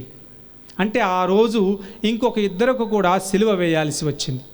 3 తీసుకొని వెళ్ళారు, యేసు ప్రభువుని సిలువపై ఎక్కించారు. మరో 2 కూడా ఆయన ప్రక్కన నిలబెట్టారు. ఇది చాలా చక్కని సంఘటన, శ్రద్ధగా వినండి, మంచి అర్థం ఉంది దీనికి. మత్తయి శుభవార్తలో కూడా యేసును సిలువ వేసినప్పుడు ఆయన కుడి ప్రక్కన ఎడమ ప్రక్కన 2 దొంగలు ఉన్నారు అని రాస్తాడు. మార్కు కూడా 2 ఉన్నారని రాశాడు. కానీ లూకా శుభవార్త 23వ అధ్యాయము 39వ వచనం నుంచి 42వ వచనం వరకు కూడా ఇదే సంఘటన ఉంటుంది. యేసు ప్రభువుని సిలువకు కొట్టినప్పుడు 2 దొంగలు ఉన్నారట. వాళ్ళల్లో ఒకడు, అయ్యా నీవు దేవుని కుమారుడు అని విన్నాను, చాలా కష్టపడుతున్నాం కదా, బాధపడుతున్నాను కదా, నన్ను కొంచెం దించొచ్చు కదా, ఇక్కడ నుంచి ఇంటికి వెళ్ళాలనుంది, ఈ శ్రమల నుంచి కొంత ఊరట పొందాలనుంది, భార్య పిల్లలున్నారు, నన్ను ఏదో విధంగా కిందకు దించు అని ప్రాధేయపడతాడు. కానీ యేసు ప్రభు ఆ మాటలను వినలేదు, వాడికి సమాధానం ఇవ్వలేదు. నిజం కదా, సమాధానం ఇవ్వలేదు. పాపం ఆయన బాధలో ఉన్నారు, ఏమి వినపడిందో వినపడలేదో అని అనుకుంటాం. కానీ రెండవ దొంగ మాట్లాడటం మొదలుపెట్టాడు. ప్రభు, నాకు తెలుసు నీవు దేవుని కుమారుడవని. ఇప్పుడు ఈ శ్రమల నుంచి నన్ను తప్పించు, ఈ సిలువ నుంచి నన్ను క్రిందకు దించు అని అడిగానే అనుకోండి, రేపు పోయి నేను జనాలను ఉద్ధరించేది ఏమీ లేదు. రేపో మాపో ఎలాగూ పోవాలి. ఆ పోయేదేదో ఇప్పుడే పోతాను, కానీ అశాశ్వతమైనటువంటి జీవితం నాకొద్దు. నీవు ఈ సమస్త సృష్టికి కారకుడవు, సాక్షాత్తు ఆ దేవుని కుమారుడవు. నిన్ను అడగాల్సింది ఈ అశాశ్వతమైనటువంటి 10 సంవత్సరాల జీవితమా? నిన్ను అడగాల్సింది ఈ కష్టాల నుంచి, ఈ శ్రమల నుంచి ఊరటనా? వద్దు ప్రభు, ఈ 10 సంవత్సరాల జీవితం వద్దు నాకు. ఈ శిలువ నుంచి నన్ను దించాల్సిన అవసరం లేదు. కానీ నీ స్వర్గరాజ్యంలో నన్ను గుర్తుంచుకో. నాకు స్వర్గాన్ని ఇవ్వు ప్రభు, నిత్య జీవాన్ని ఇవ్వగల శక్తి నీకుంది, అది కావాలా అని క్రీస్తు ప్రభువుని దైవరాజ్యం కోసం ప్రాధేయపడ్డాడు. ఇందాక మాట్లాడినటువంటి క్రీస్తు ప్రభు ఇప్పుడు మాట్లాడుతున్నారు. ఆ శ్రమలలో ఉంటూ ఆ దొంగవాణ్ణి తంటున్నారు, నేడే నీవు నాతో ఉంటావు. ఆ దొంగవాణ్ణి 4 ప్రశ్నలు వేయలేదు. అది ఎలా కుదురుతుందయ్యా? నువ్వు ఇన్ని సంవత్సరాలు అవినీతి దొంగతనాలు చేసి ఈరోజు స్వర్గానికి వెళ్ళాలంటున్నావు, ఎట్లా కుదురుతుంది అని క్రీస్తు ప్రభు తిరుగు ప్రశ్న వేయలేదు. అది దేవుని యొక్క అపారమైనటువంటి ప్రేమకు, దేవుని యొక్క షరతులు లేనటువంటి ప్రేమకు గుర్తు క్రీస్తు ప్రభు. అందుకే నేడే నీవు నాతో స్వర్గంలో ఉంటావు అని అంటున్నారు. మరి మీరు అడగొచ్చు, మార్కు సువార్తాకారుడికి వినపడలేదా ఈ మాటలు? ఎందుకు రాయలేదండి? యోహానుకు వినపడలేదా? మత్తయి గారికి వినపడలేదా అన్న ప్రశ్న మనలో వస్తుంది. నిజమే, వాళ్ళు విన్నారు ఈ మాటలు, కానీ వాళ్ళు ఎందుకు రాయలేదు? లూకా గారే ఎందుకు రాశాడు? సువిశేషం రాసేటప్పుడు ఒక్కొక్కళ్ళకి ఒక్కొక్క ధ్యేయం ఉంటుంది. నా సువిశేషములో దేవుని గురించి వివరించాలి, క్రీస్తు ప్రభు యొక్క స్వభావాన్ని గురించి నేను రాయబోతున్నాను. క్రీస్తు ప్రభువుకి 10 స్వభావాలున్నాయి. వాటిలో నేను ఒక విషయం గురించో 2 విషయాల గురించో సువిశేషంలో రాస్తాను. నేను ఏదైనా పుస్తకం రాయాలి అంటే 10 విషయాల గురించి రాయలేను పుస్తకాన్ని. ఏదో ఒక విషయం తీసుకొని వివరించి రాస్తాను. అలానే లూకా గారు తన సువిశేషంలో ఏమి రాయదలుచుకున్నారు? క్రీస్తు ప్రభువు దేవుని నుంచి వచ్చారు, దేవుని యొక్క కుమారుడు. ఈ లోకానికి ఎందుకు వచ్చారు? దేవుని యొక్క అనంతమైనటువంటి ప్రేమను, షరతులు లేనటువంటి ప్రేమను ఈ లోకానికి రుచి చూపించటానికి ఆయన దిగి వచ్చారు. షరతులు లేనటువంటి ప్రేమకు సంకేతంగా ఆయన ఈ లోకానికి వచ్చారు. దేవుడు అపారమైనటువంటి కరుణ గలవాడు అని చెప్పడానికి తన సువిశేషాన్ని రాస్తున్నాడు. అందుకే తప్పిపోయిన కుమారుని యొక్క ఉపమానము ఈ సువార్తలోనే ఉంటుంది. అందుకే రెండవ దొంగవాడు ప్రభు నన్ను గుర్తుంచుకో అనే మాట ఈ సువార్తలోనే ఉంటుంది. మిగిలిన వాళ్ళకు కూడా తెలుసు ఈ విషయాలు, కానీ వాళ్ళకు అవసరం లేదు. వాళ్ళు ఇంకేదో రాయాలనుకున్నారు. వాళ్లకు అవసరమైనటువంటి విషయాలను మాత్రమే సువార్తలలో పొందుపరిచారు. కానీ లూకా గారికి ఈ మాటలు గుర్తొచ్చాయి. ప్రభు నువ్వు నన్ను గుర్తుంచుకో. వెంటనే క్రీస్తు ప్రభు నేడే నీవు నాతో ఉంటావు అన్న మాటలు గుర్తొచ్చాయి లూకా గారికి. వెంటనే దాని సువిశేషంలో పొందుపరిచారు. అంటే క్రీస్తు ప్రభువు ఈ విధంగా తండ్రి ప్రేమను చూపించడానికి వచ్చారు. షరతులు లేనటువంటి ప్రేమ. ఎవడైనా కానీ ఆయన వద్దకు వెళ్ళి ప్రభువు నన్ను గుర్తుంచుకో, నీ స్వర్గంలోనికి స్వీకరించు అని ఒక్క మాట చెప్తే చాలు. చనిపోయే ముందు చెప్పినా చాలు. ఎటువంటి ప్రశ్నలు వేయకుండా నీ గత జీవితాన్ని గురించి ఆయన నిన్ను రక్షిస్తాడు, తన సన్నిధికి చేర్చుకుంటాడు అని చెప్పటం కోసం లూకా గారు ఆ 23వ అధ్యాయము 39 నుంచి 42 వచనాలలో ఆ మాటల గురించి చెప్తున్నారు. కానీ ఒక విషయం, 4 సువార్తాకారులు ఒక విషయాన్ని చెప్తున్నారు. ఆయన సిలువ వేయబడ్డాడు, ఆయన సిలువకు ఇరుప్రక్కల 2 దొంగలు కూడా సిలువ వేయబడ్డారు. అంటే వాళ్ళు ఏం చెప్పదలుచుకున్నారంటే నలుగురు they wanted to qualify the kind of cross on which Jesus died. ఎటువంటి సిలువ మీద యేసు ప్రభువు కొట్టబడ్డారు, సిలువ వేయబడ్డారో చెప్పటం కోసం ఆ నలుగురు సువార్తాకారులు ఈ దొంగల గురించి చెప్తున్నారు. చెప్పవలసిన అవసరం లేదు. యేసు ప్రభువు సిలువ గురించి మాట్లాడేటప్పుడు ఆ 2 దొంగలను కూడా ఆయన సిలువ వెంటనే ఆయనతో పాటు సిలువ వేశారని ఎందుకు చెప్తున్నారంటే ఈ సిలువ ఎటువంటిది, ఎటువంటి వాళ్లను ఈ సిలువకు అంటగొట్టేవాళ్ళు, ఎటువంటి వాళ్లను ఈ సిలువ మరణానికి గురి చేసేవాళ్ళు అని మనకు అర్థం కావాలి అంటే ఇరుప్రక్కల 2 దొంగలను కూడా సిలువ వేశారు అంటే చాలు. ఈ సిలువ దొంగ వాళ్లకు, ద్రోహులకు, అవినీతి పరులకు అన్నమాట. అంటే దేవుడు మానవుడయ్యాడు. పుట్టినప్పుడు మన దారిద్ర్యములో పాలు పంచుకొని పశువుల కొట్టములో జన్మించాడు. ఈరోజు మరణించేటప్పుడు కూడా అత్యంత హీనమైనటువంటి మరణాన్ని ఎంచుకున్నారు. ఎందుకు? ఈ లోకములో ఉన్నటువంటి ప్రతి దీనుడు, ప్రతి దరిద్రులు, పేదవాళ్ళు అరిచినప్పుడు ఆయన అర్థం చేసుకోగలడు. మనలాగే దీనంగా జన్మించారు, మనలాగే హీనంగా చనిపోయారు. మనకంటే అత్యంత హీనముగా ఈ లోకములో అత్యంత క్రూరమైనటువంటి మరణాన్ని, అత్యంత హీనమైనటువంటి మరణాన్ని ఆయన చవి చూశారు. ఎందుకంటే ఈ లోకములో అందరి బాధలను అర్థం చేసుకోగలగటానికి అంతగా మనుష్య రూపాన్ని ధరించారు క్రీస్తు ప్రభు అని నలుగురు సువార్తాకారులు చెప్తున్నారు. ఇంతవరకు అంటే ఇంతటి దీనస్థితిని ఆయన పంచుకున్నారు. That's the kind of incarnation that Jesus took అని చెప్పడం కోసం అన్నమాట. తర్వాత 29వ వచనం నుంచి 32వ వచనం వరకు ఏం జరుగుతుందంటే ఒక మనిషిని దెబ్బ కొట్టడం ఒక ఎత్తు, మాటలతో సూటిపోటి మాటలతో కూడా చంపొచ్చు మనుషులని. ఒక దెబ్బ కొట్టినప్పుడు కలిగే బాధ కంటే ఇతరులు అనే సూటిపోటి మాటలు బాగా గుచ్చుకుంటాయి మనుషులకి. మనలను ఇతరులు హేళన చేసినప్పుడు, నిందించినప్పుడు భరించలేక చనిపోయే వాళ్ళు ఎంతమంది ఉన్నారో మీకు తెలుసు.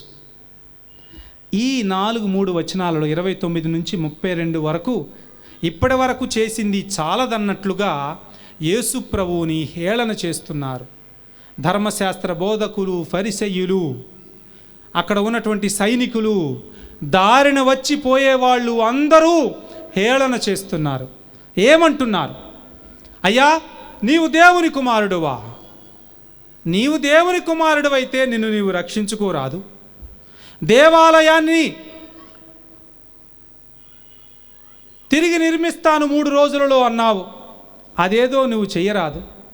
అద్భుతాలు చేశావు, మమ్మేదో ఉద్ధరిస్తానన్నావు, నిన్ను నీవు ఉద్ధరించుకోరాదు అని సూటిపోటి మాటలతో హేళన చేస్తున్నారు. అంతేకాదు, నీవే కనుక దేవుని కుమారుడవైతే శిలువ నుంచి దిగిరా, నిన్ను విశ్వసిస్తాము అని అంటున్నారు. మీకు గుర్తుందో లేదో, ఈ తపస్సు కాలంలో మొట్టమొదటి ఆదివారం రోజు మనం చదివినటువంటి సువిశేషము క్రీస్తు ప్రభు యొక్క శోధనల గురించి. దేని గురించి? క్రీస్తు ప్రభు యొక్క శోధనల గురించి. 40 రోజుల పాటు యేసు ప్రభువు ఎడారిలో శోధింపబడ్డారు అని. సైతాను ఏ విధంగా శోధిస్తుంది? నీవే గనుక దేవుని కుమారుడవైతే ఈ రాళ్లను రొట్టెలుగా మార్చుకొని దేవుడు నీకు ఇచ్చినటువంటి శక్తిని, దేవుడు నీకు ఇచ్చినటువంటి అభిషేకాన్ని నీ స్వార్థం కోసం ఉపయోగించుకో. ఎందుకు నీవు దైవచిత్తం అని ఆయన వెంట వెళుతున్నావు? దేవుని చిత్తాన్ని నెరవేర్చటమే నా ఆహారము, నా పానీయము అని అన్నావు. ఎందుకయ్యా? దేవుని చిత్తం నెరవేర్చటం వలన నీకు వచ్చేదేంటి? శిలువ మరణం తప్ప నీకేం చేశాడు నీ తండ్రి అయిన దేవుడు? ఇంకా ఎందుకు ఆయన్నే వేలాడి పట్టుకొని ఉంటున్నావు? ఎందుకు ఆయన చిత్తాన్ని నెరవేర్చడానికే ప్రయత్నిస్తున్నావు? వదిలేసాయి. దేవుని చిత్తం నీకెందుకు? నన్ను అనుసరించు, నాకు మొక్కు, నిన్ను దేవుణ్ణి చేస్తాను, ఈ ప్రపంచానికి అధికారిగా చేస్తాను, రాజుగా చేస్తాను అని పలుసార్లు సైతాను యేసు ప్రభువుని శోధిస్తుంది.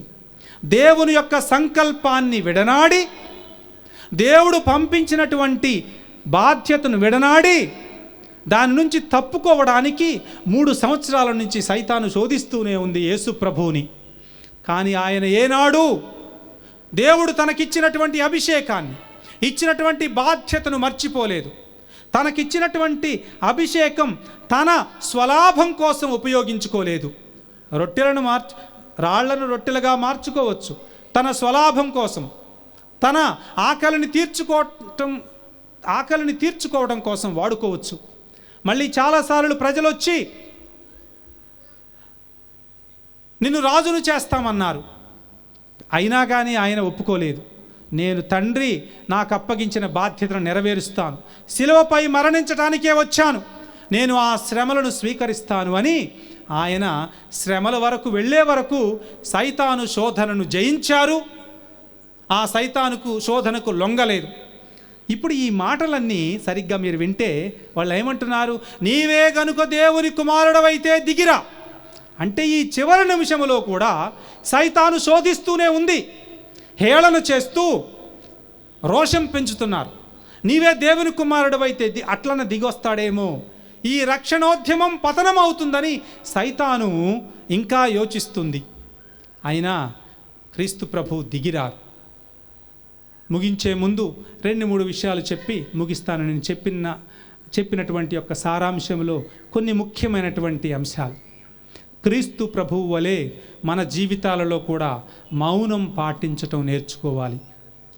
మన హక్కుల కోసం ప్రాకులాడకూడదు. కొన్నిసార్లు సర్దుకుపోతే మన కుటుంబాలలో శాంతి సమాధానాలు వస్తాయి. ఇతరులను వేలు పెట్టి నిందించటం మానుకోవాలి. కొన్నిసార్లు ఆ నింద ఏదో మనమే వేసుకొని భరించడానికి కూడా సిద్ధంగా ఉండాలి. అది నిజమైనటువంటి ప్రేమ అని క్రీస్తు ప్రభు చూపిస్తున్నారు. మళ్ళీ ఆయన సిలువను చూసిన ప్రతిసారి తండ్రి దేవుని యొక్క అపార ప్రేమ గుర్తుకు రావాలి, మన మనస్సు కరగాలి. క్రీస్తు ప్రభు సిలువను ధ్యానించిన ప్రతిసారి ఇంతగా దేవుణ్ణి కష్టపెడుతున్నానా నేను? నా కోసమేనా ఈ ప్రభువు ఇన్ని శ్రమలను అనుభవించింది? ఇక నుంచైనా నేను ఆయన ప్రేమకు ప్రతిఫలంగా మారు మనస్సు పొందుతాను అన్నటువంటి ఆలోచన, ప్రాయశ్చిత్తం మనలో కలగాలి. ఆ ప్రేమను అనుభవించి మారు మనస్సు పొందాలి. అంతేకాకుండా జీవితంలో కష్టాలు వచ్చినప్పుడు, కన్నీళ్ళు వచ్చినప్పుడు మనం దేవుణ్ణి ప్రశ్నించవచ్చు, కానీ అంతటితో ఆగకూడదు. మన యొక్క విశ్వాసాన్ని ప్రకటిస్తే దేవుడు నూరంతలుగా మనల్ని దీవిస్తారు. చివరిగా ఆ శతాధిపతిలాగా మనం కూడా కష్టాలు వచ్చినప్పుడు, కన్నీళ్ళు వచ్చినప్పుడు విశ్వాసంతో ఆ సిలువ వద్ద నిలబడి, ప్రభు నీవు నా రక్షకుడు, నిన్ను విశ్వసిస్తున్నాను అని చెప్పాలి. మనందరికీ రక్షణనిస్తారు. ఈ వాక్యాన్ని విన్నటువంటి మీరు దివ్యవాణి ద్వారా ఈ వాక్యాన్ని వీక్షిస్తూ వినినటువంటి అందరికీ ఆ క్రీస్తు ప్రభు రక్షణను సమృద్ధిగా పొందాలి అని నా యొక్క ప్రార్థన. ఆయన మరణించింది తన రక్తంతో మన పాపాలను కడిగివేసి నూతన సృష్టిగా మార్చటం కోసం. ఇక నుంచైనా మంచి మార్గములో పయనిస్తూ మంచి తలంపులతో, మంచి మాటలతో, మంచి చేతలతో దేవునికి నిజమైనటువంటి బిడ్డలుగా జీవించాలని ప్రయత్నించుదాం. దేవుడు మనందరినీ ఆశీర్వదించాలని, ఈ జీవిత ప్రయాణంలో శక్తినివ్వాలని ప్రార్థిస్తూ ముగించుదాం. కళ్ళు మూసుకొని 2 నిమిషాలు ప్రార్థన చేసుకుందాం. ఓ ప్రభువా, ఈ సాయంకాల సమయమున మమ్మందరినీ మీ ఆత్మతో నింపి నీ వాక్యము ద్వారా మాతో మాట్లాడావు. నీ కుమారుని యొక్క శ్రమలను గురించి, మరణాన్ని గురించి ధ్యానించే భాగ్యాన్ని మాకు దయచేశావు. ప్రభు, మమ్మెంతగా ప్రేమిస్తున్నావో నీ శిలువ మరణం ద్వారా మాకు చూపించావు. మీరిచ్చినటువంటి రక్షణకు, మీరిచ్చినటువంటి పాప క్షమాపణకు ప్రభు వేలాది స్తోత్రాలు. ఇక నుంచైనా నీ యొక్క ప్రేమను గుర్తించి మా జీవితాలలో నీకు విశ్వాసపాత్రులుగా జీవించే భాగ్యాన్ని దయచేయండి. నీ యొక్క క్షమాగుణాన్ని, నీ యొక్క అపారమైనటువంటి ప్రేమను అనుభవించి నీకు అనుంగు బిడ్డలుగా జీవించే భాగ్యాన్ని మాకు దయచేయండి. ఈ వాక్యాన్ని వింటున్నటువంటి మమ్ములను, మా కుటుంబాలను సమృద్ధిగా దీవించమని, మీరిచ్చే రక్షణకు, శాంతి సమాధానాలకు మమ్మందరినీ పాత్రులను చేయమని ప్రార్థిస్తూ మా నాథుడైన క్రీస్తు ద్వారా మిమ్ము వేడుకుంటున్నాము తండ్రి. ఆమేన్. సర్వశక్తిగల సర్వేశ్వరుడు పితా పుత్ర పవిత్రాత్మ మిమ్మందరినీ ఆశీర్వదించి కాచి కాపాడుదురుగాక. ఆమేన్.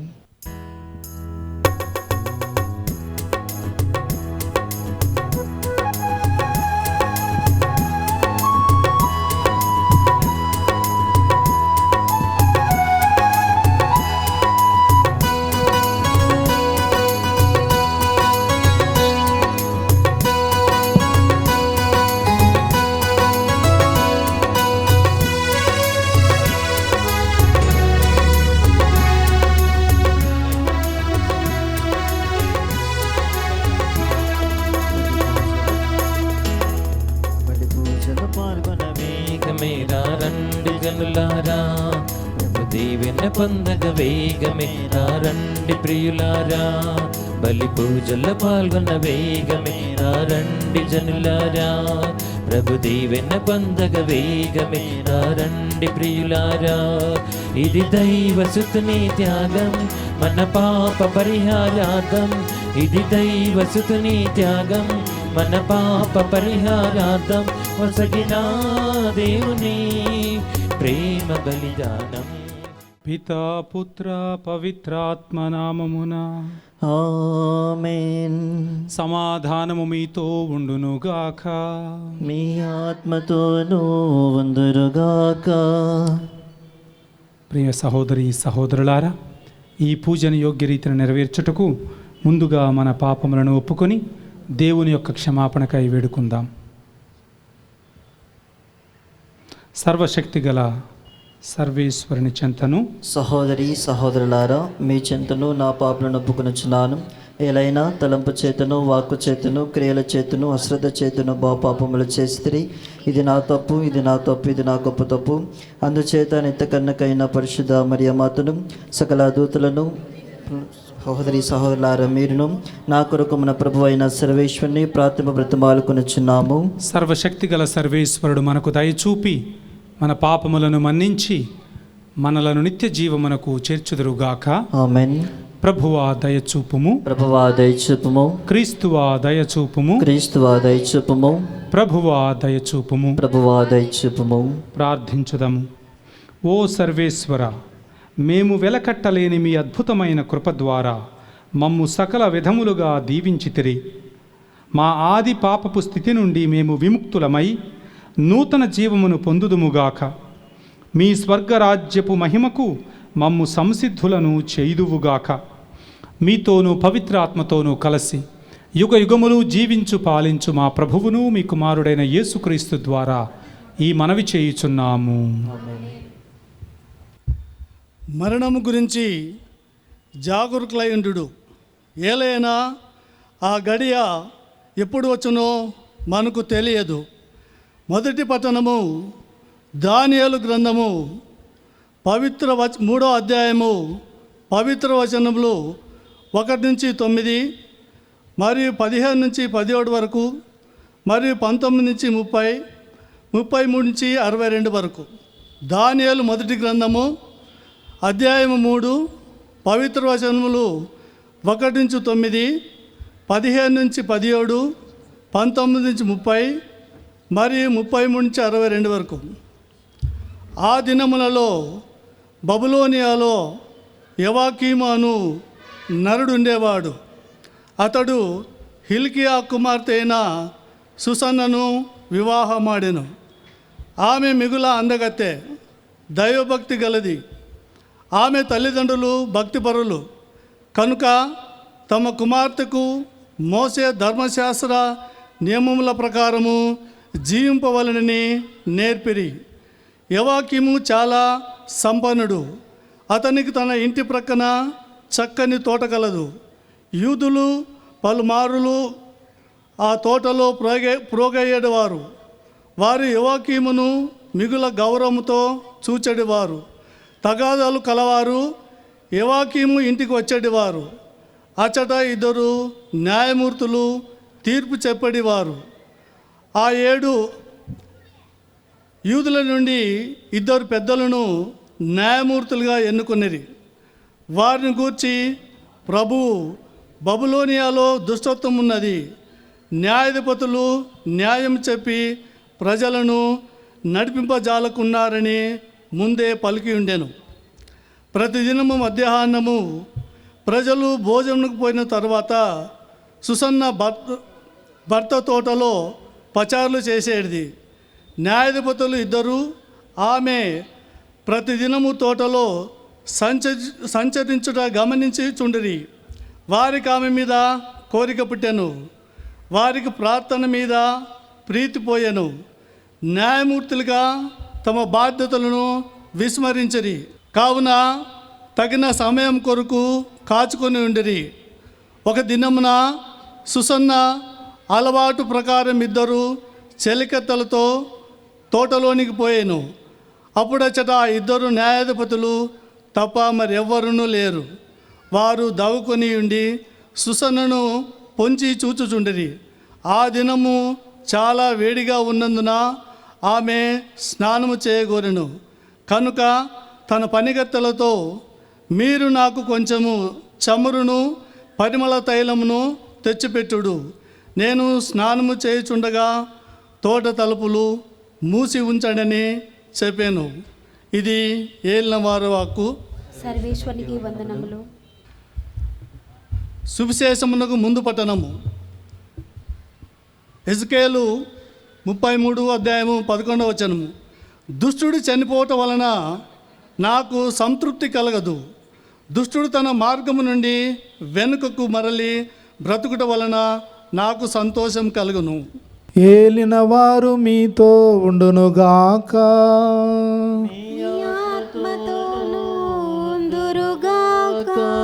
పునీత యోహాను గారు రాసిన సువార్తలోని భాగము. ప్రభువా మీకు మహిమ కలుగునుగాక. పునీత యోహాను శుభవార్త 8వ అధ్యాయము 1వ వచనము నుండి. ఆ కాలములో యేసు ఒలీవు పర్వతమునకు వెళ్ళెను. తెల్లవారగానే ఆయన దేవాలయమునకు రాగా ప్రజలు ఆయన యొద్దకు వచ్చిరి. ఆయన కూర్చుండి వారికి బోధింపసాగెను. అప్పుడు ధర్మశాస్త్ర బోధకులు, పరిసయ్యులు వ్యభిచారమున పట్టుబడిన ఒక స్త్రీని తీసుకొని వచ్చి అందరి ఎదుట నిలవబెట్టి, బోధకుడా, ఈ స్త్రీ వ్యభిచారమున పట్టుబడినది. ఇటువంటి స్త్రీలను రాళ్లతో కొట్టి చంపుడని మోసే ధర్మశాస్త్రమున ఆజ్ఞాపించెను. ఈ విషయమై నీవు ఏమందువు అనిరి. వారు యేసు మాటల్లో తప్పుబట్టి ఆయనపై నేరారోపణ చేయుటకై ఇట్లు అడిగిరి.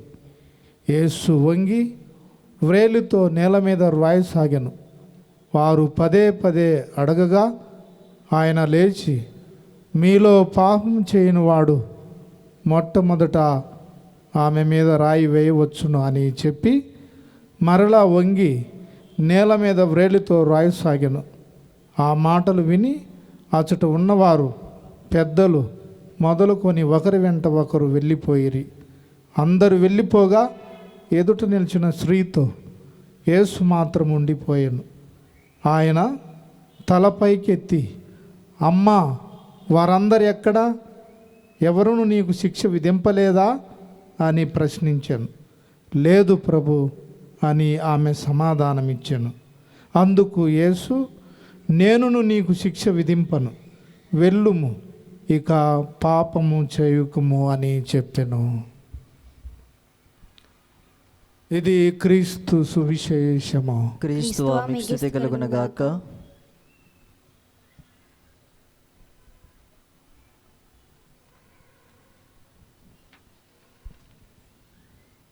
రెండు మాటలు. ఈరోజు మనం విన్నటువంటి మొదటి పఠనం దానియేలు గ్రంథం నుంచి. ధర్మాన్ని పాలించే సత్య సంధత కలిగినటువంటి ఒక స్త్రీ యొక్క చరిత్ర. ఆమెను ఏ విధంగా ఇద్దరు దుష్టులు పెడత్రోవలో పట్టించాలని, అధర్మంగా శిక్ష వేయించాలని వాళ్ళ కోరికను తీర్చనందుకు ఆమెను అన్యాయంగా శిక్షించాలని చూస్తున్నారు. ఆ సమయంలో దేవుడు దానియేలు ద్వారా ఆమెను రక్షిస్తారు. ఇది ఈనాటి సువిశేషం యొక్క సారాంశం. అంటే జీవితంలో సత్యంగా జీవించాలనుకునే వాళ్ళకి, ధర్మ మార్గములో నడుచుకోవాలనుకునే వాళ్లకు దేవుడు ఎప్పుడూ అండగానే ఉంటారు. కొన్నిసార్లు కష్టాల పాలవ్వాల్సి వస్తుంది. అన్యాయంగా విధింపబడతాం, అన్యాయంగా నిందింపబడతాం చాలాసార్లు జీవితాలలో. కానీ ఒక్క విషయం మాత్రం మర్చిపోవద్దు, రహస్యములో మన అంతరంగాన్ని కూడా గమనించే దేవుడు ఒకడు ఉన్నారు. సమస్తాన్ని సృష్టించి పరిపాలించే దేవుడు ఒక ఆయన ఉన్నారు. ఆయన చూస్తుంటారు. ఏదో ఒకరోజు మనకు న్యాయాన్ని దక్కేటట్లు చేస్తారు. అన్యాయంగా మనకు శిక్ష పడకుండా సంరక్షిస్తారు అని ఈనాటి మొదటి పఠనం మనకు సందేశాన్ని ఇస్తుంది. మన దైనందిన జీవితంలో కూడా చాలాసార్లు అన్యాయంగా నిందింపబడతాం, విమర్శింపబడతాం. ఆ సమయాలలో నిరాశకు లోనవుతూ ఉంటాం. కానీ మర్చిపోవద్దు, మన వెంట నుండి నడిచే దేవుడు ఎప్పుడూ మన చెయ్యి విడవరు. మనకు న్యాయాన్ని దక్కిస్తారు. తప్పకుండా మన తరపున పోరాడతారు. దానియేలుని ఏ విధంగానైతే పంపించి ఆమెను సంరక్షించారో అదేవిధంగా ఎవరినో ఒకరిని పంపిస్తారు, మనలను కూడా ఆదుకుంటారు అని మర్చిపోవద్దు. ఈ జీవిత ప్రయాణములో ప్రియమైన దేవుని బిడ్డలారా, మనము ఒంటరి వాళ్ళం కాదు.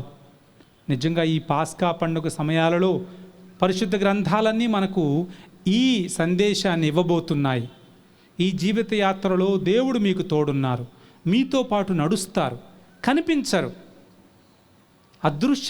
అదృశ్య రూపములో, ఆత్మ రూపములో మన వెంటుండి నడుస్తారు. కష్టాలు వచ్చినప్పుడు, కన్నీళ్ళు వచ్చినప్పుడు ఆయనే చొరవ తీసుకొని మన జీవిత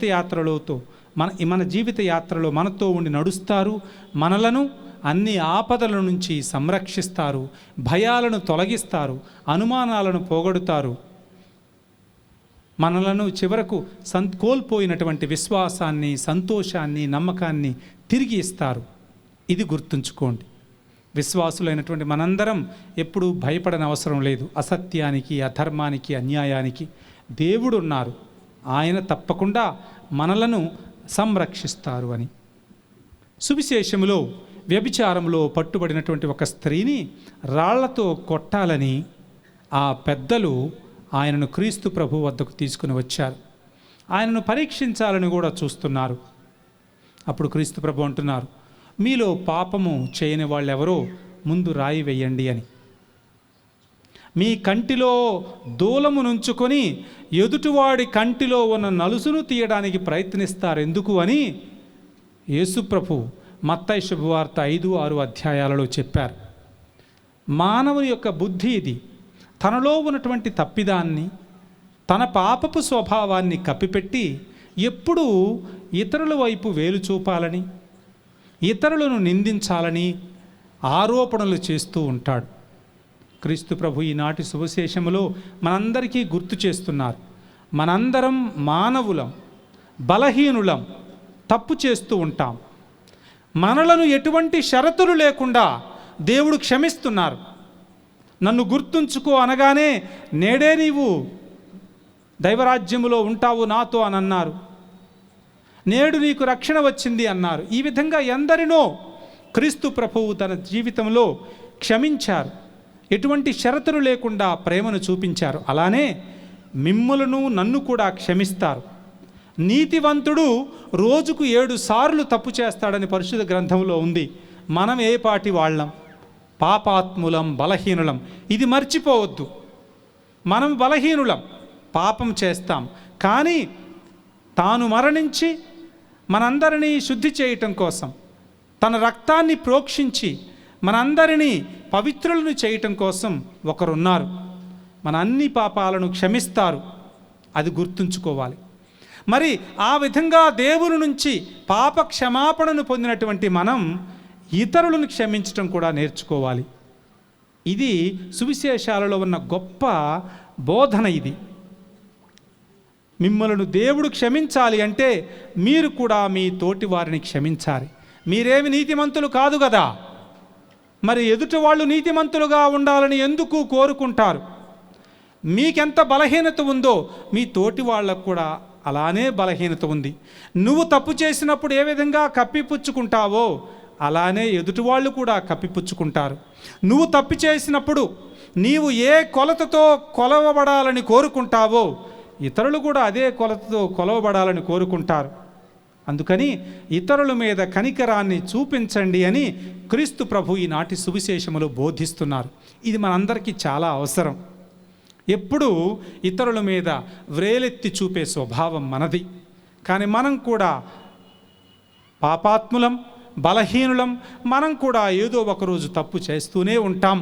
అందుకని ఇతరులను క్షమించటానికి, వాళ్లను వెనకేసుకొని రావటానికి ప్రయత్నించాలి. దీనికి సాక్షాత్తు మన క్రీస్తు ప్రభువే శిలువ మీద ఉన్నప్పుడు మనకు ఒక ఆదర్శాన్ని ఇస్తున్నారు. వాళ్ళందరూ ఆయనను శిలువకు అంటగొట్టి ముళ్ళ కిరీటం పెట్టి ఆయనను హింసిస్తున్నారు. అప్పుడు క్రీస్తు ప్రభు అంటున్నారు, ప్రభు తండ్రి వీళ్ళేం చేస్తున్నారు వీరికి తెలియదు, వీళ్ళని క్షమించు అని వాళ్ళని వెనకేసుకొస్తున్నారు. ఈ బుద్ధి, ఈ మనస్తత్వం మనకు ఉండాలి. జీవితంలో ఇతరులను క్షమించే ఆ మంచి మనస్తత్వాన్ని మనకివ్వమని ప్రత్యేకంగా ప్రార్థన చేసుకుందాం. దేవుడు మన తప్పులను కూడా క్షమించాలని కూడా ఈ దివ్యబలి పూజలో కోరుకుంటూ ఈ దివ్య పూజను కొనసాగించుదాం.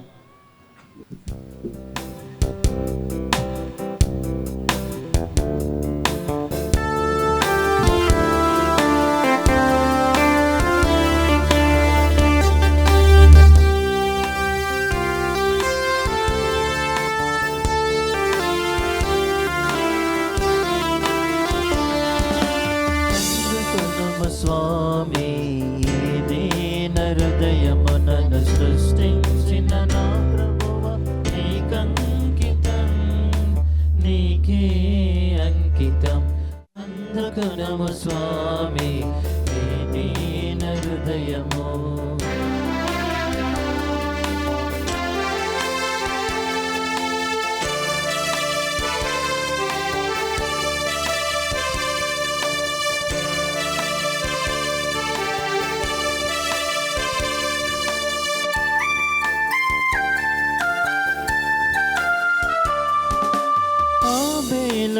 అర్పణ ఆదరించిన రీతిలో మెల్కిసెదెకుని అర్పణ స్వీకరించిన రీతిలో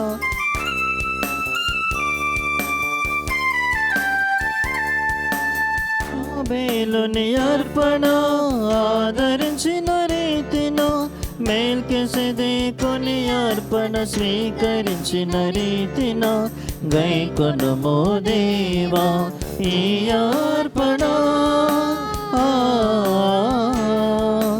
నార్పణ. సహోదరి సహోదరులారా, మనం అర్పించు ఈ బలి సర్వశక్తి గలపితి అయిన సర్వేశ్వరునికి ప్రీతికరమగునటులా ప్రార్థించుదము. ప్రభు తన నామస్తుతి మహిమల కొరకును మన ప్రయోజనము కొరకును తన పవిత్ర శ్రీ సభ ప్రయోజనము కొరకును నేకరముల ద్వారా ఈ బలిని స్వీకరింతురుగాక. ఓ ప్రభువా, ఈ పవిత్ర పరమ రహస్యములను కొనియాడుట కొరకు మా శారీరక తపఫలమైన పవిత్ర హృదయమును మీ దివ్య సన్నిధికి చేర్చి ఉన్నాము. దీనిని దయతో అంగీకరించండి. మా ప్రభు అయిన క్రీస్తు ద్వారా ఈ మనవి చేయుచున్నాము. ఆమేన్.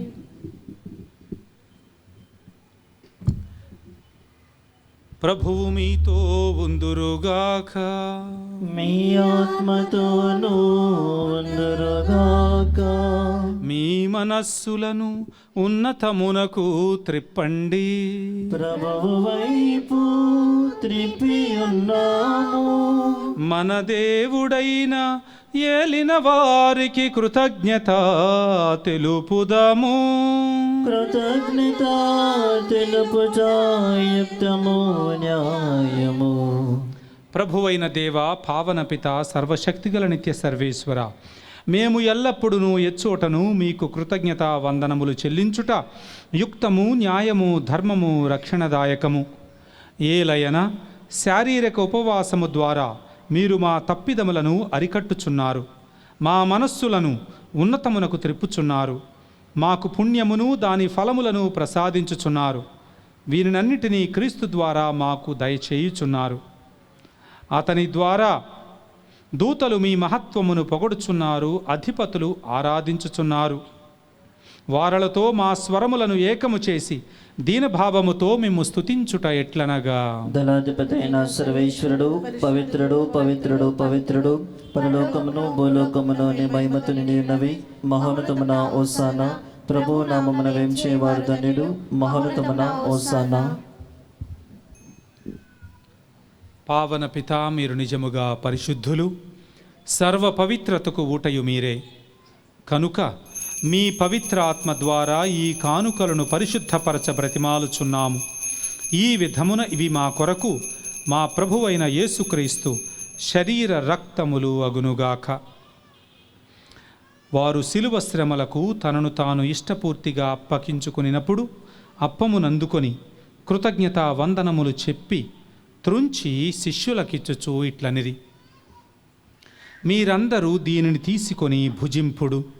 ఏలయన ఇది మీ కొరకు అప్పగింపబడనున్న నా శరీరము. ఓ నా ఏలిన వారా, ఓ నా సర్వేశ్వర, మేము ఆరాధించుచున్నాము స్వామి.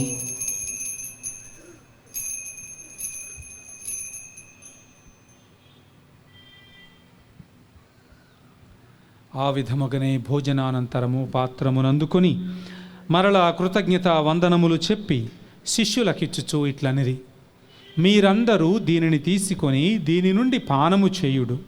ఏలయన ఇది నూతన నిత్య నిబంధన యొక్క నా రక్తపు పాత్రము. ఇది మీ కొరకును అనేకుల కొరకును పాప పరిహారమునకై ధారవోయబడును. దీనిని నా జ్ఞాపకార్థము చేయుడు. ఓ నా ఏలిన వారా, ఓ నా సర్వేశ్వర, మేము ఆరాధించుచున్నాము స్వామి.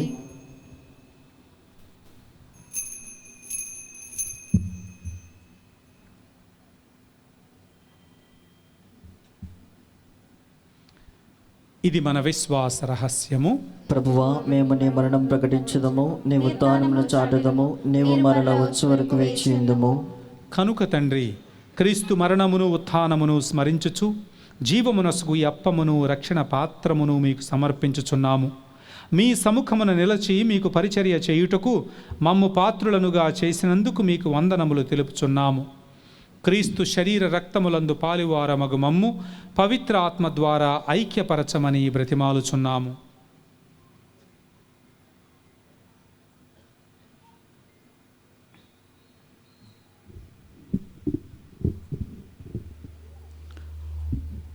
ఓ ప్రభువా, ప్రపంచమంతా వ్యాపించి ఉన్న నీ శ్రీ సభను జ్ఞాపకపరుచుకొనుము. మా ఫ్రాన్సిస్ జగద్గురువును, మా గోరెంట్ల జానీస్ పీఠాధిపతిని, గురువులందరితో పాటు మమ్మును నీ ప్రేమయందు పరిపూర్ణులు చేయుము. ఉత్థానమగు నమ్మికతో చనిపోయిన మా సహోదరి సహోదరులను, నీ కనికరమందు చనిపోయిన వారందరినీ జ్ఞాపకపరుచుకొనుము. వారిని నీ దివ్య ప్రకాశంలోనికి చేర్చుకుని మా అందరిపై దయచూపి దేవుని కన్యతలయగు మరియమాతతోనూ అపోస్తులతోనూ పునీత ఫ్రాన్సిస్ గారితోనూ పునీత జాన్ మేరీ వియానీతోనూ ఆది నుండి నీకు సేవ చేయు పుణ్యాత్ములందరితోనూ మాకు నిత్య జీవంలో భాగము దయచేయము. అప్పుడు వారితో కలిసి మేము నీ కుమారుడగు యేసుక్రీస్తు ద్వారా నిన్ను స్తుతించి మహిమపరచుదము.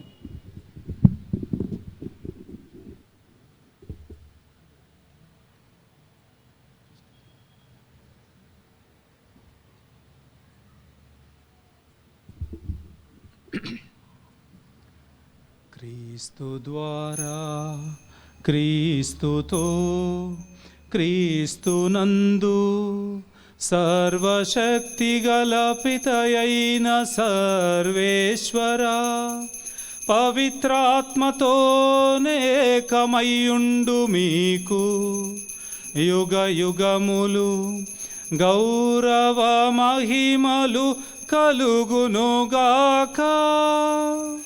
గౌరవ మహిమలు కలుగునుగాక.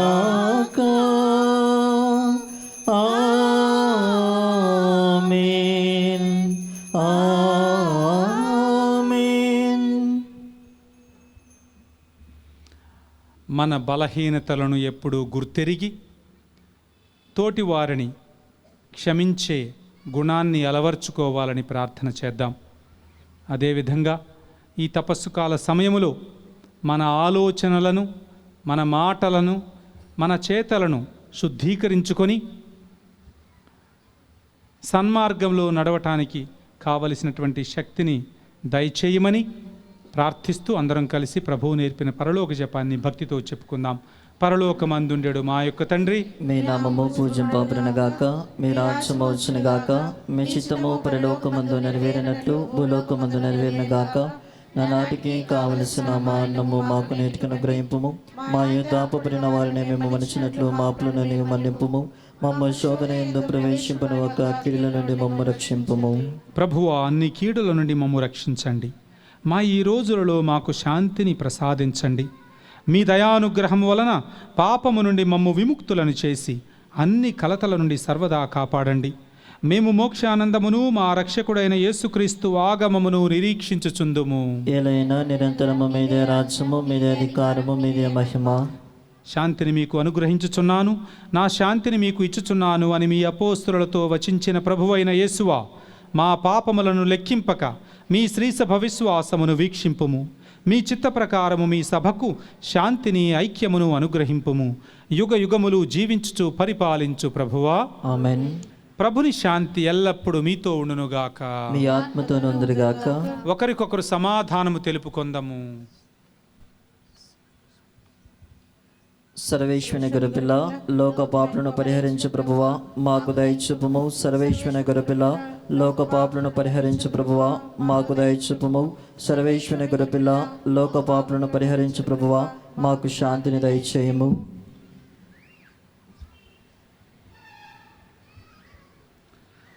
ఇదిగో సర్వేశ్వరుని గొర్రెపిల్ల, ఇదిగో లోకము యొక్క పాపములను పరిహరించే ప్రభువు. ఈ ప్రభువు యొక్క విందుకు పిలువబడిన మనందరము ధన్యులము. ప్రభువా, నీవు నా ఇంట ప్రవేశించకు నేను పాత్రను కాను, కానీ నీవు మక్క పలికిన నా ఆత్మ స్వస్థత పొందుదును.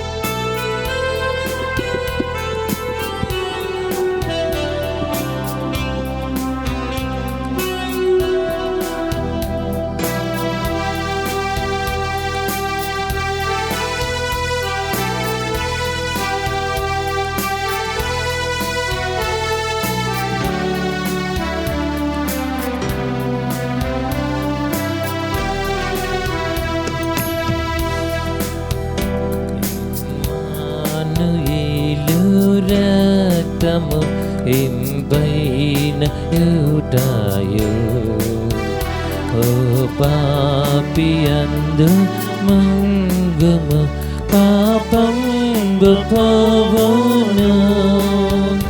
యేసుండు నాకు మారుగా ఆ సిల్వ జావగా, శ్రీ యేసు రక్తమేపుడు స్రవించు నాకుగా, స్రవించు నాకుగా.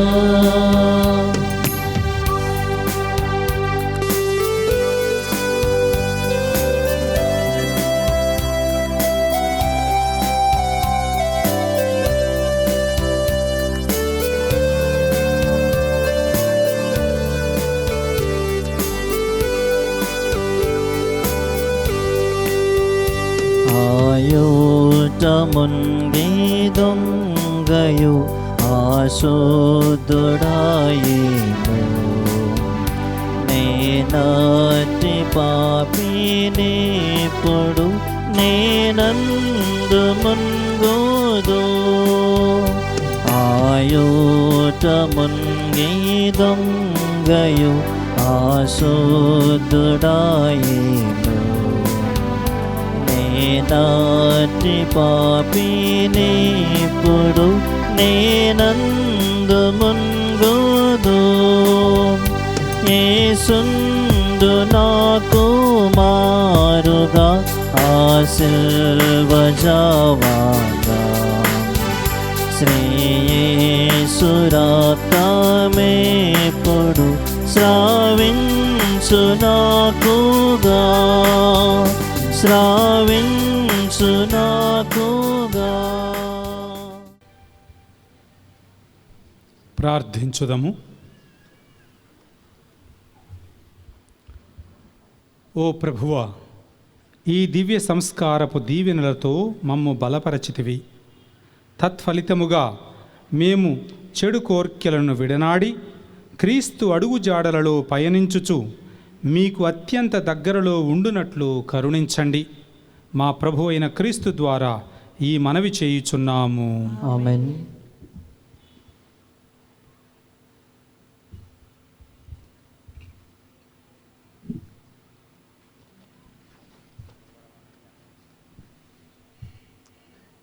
ఇంత చక్కగా 2 రోజుల పాటు పాస్కా పండుగకు సంసిద్ధపరచడానికి మీకు ఈ కూటాలను, ప్రార్థన, వాక్య పరిచర్యను ఏర్పాటు చేసినటువంటి విచారణ గురువులను ప్రత్యేకంగా ఈ సందర్భంలో అభినందిస్తున్నాను. నన్ను ఆహ్వానించినందుకు మీ అందరికీ కృతజ్ఞతలు తెలియజేస్తున్నాను.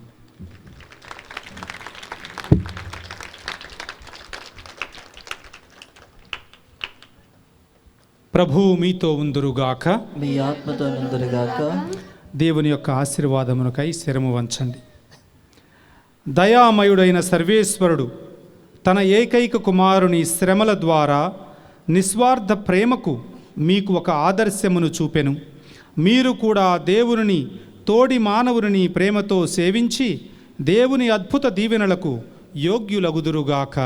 ఆమేన్.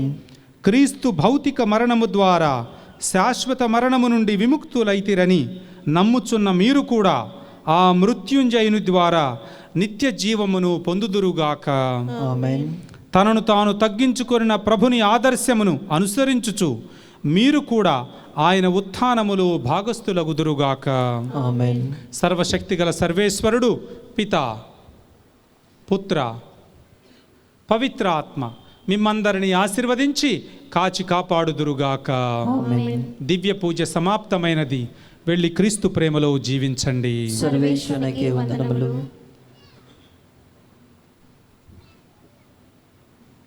మరి ప్రియమైన సహోదరి సహోదరులారా, ఈరోజు ప్రత్యేకంగా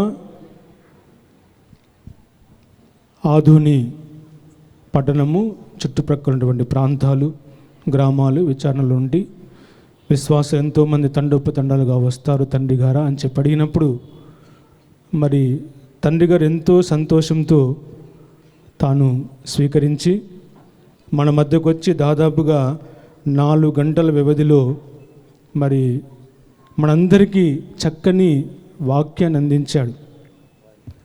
ఈ తపస్కాలముకు సరిపోయేటువంటి వాక్యమంతటిని కూడా మనకు బోధించి మన మీద, మన కుటుంబాల మీద ఆ దైవాశీస్సులు కుమ్మరించినటువంటి మన ప్రియతమ పీఠాధిపతులు, మహాగణత వహించిన గణగోరెండ్ల జ్వానీస్ పీఠాధిపతులు మరి మనందరి తరపున వారికి కరకారాధనలతో వారి గట్టిగా చప్పట్లు కొట్టి వారిని అభినందించుకుందాం. తండ్రి గారా, థ్యాంక్ యూ మై లార్డ్. మరి వారిని సన్మానించడానికి మన మధ్యలో ఉన్నటువంటి మారంరెడ్డి జోజిరెడ్డి, ఈపీ నిర్మల మేడం గారు ఇరువురు వచ్చి మేత్రాలను శాలువతో సన్మానించవలసిందిగా మనం చేస్తూ ఉన్నాం. మారంరెడ్డి జోజిరెడ్డి, నిర్మల మేడం గారు మేత్రాలను శాలువతో సన్మానించవలసిందిగా మనం చేస్తూ ఉన్నాం. పూలమాలతో నంది ఇమానుయేల్ సారు, జ్ఞాన ప్రణీత్, డాక్టర్ మంజుల వారి కుటుంబ సభ్యులు వచ్చి మేత్రాలను పూలమాలతో సన్మానించవలసిందిగా మనం చేస్తూ ఉన్నాం. తలపాకతోనూ మరి తలారి సామ్యుల్ టీచర్, లోకదల్ ఆనంద్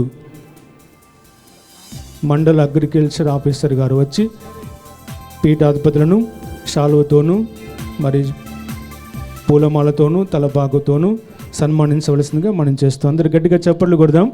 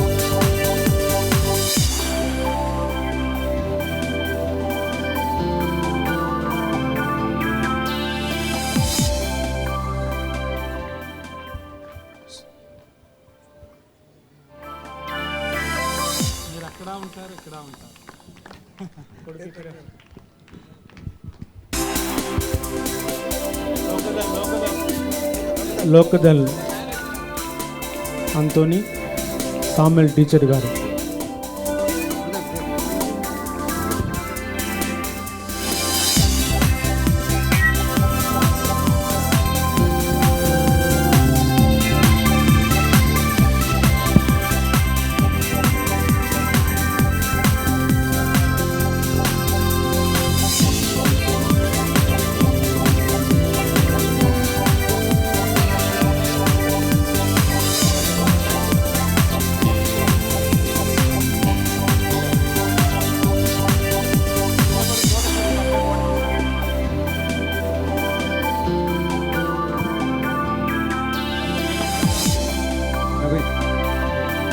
మన మధ్యలో ఉన్నటువంటి మరి పీఠాధిపతులు ఎంతో ఓపికతో మరి మన ప్రాంతానికి వచ్చి మనందరి కోసం కూడా వాక్యాన్ని బోధించడం అనేది పీఠాధిపతుల రావడం అనేది చాలా అరుదు.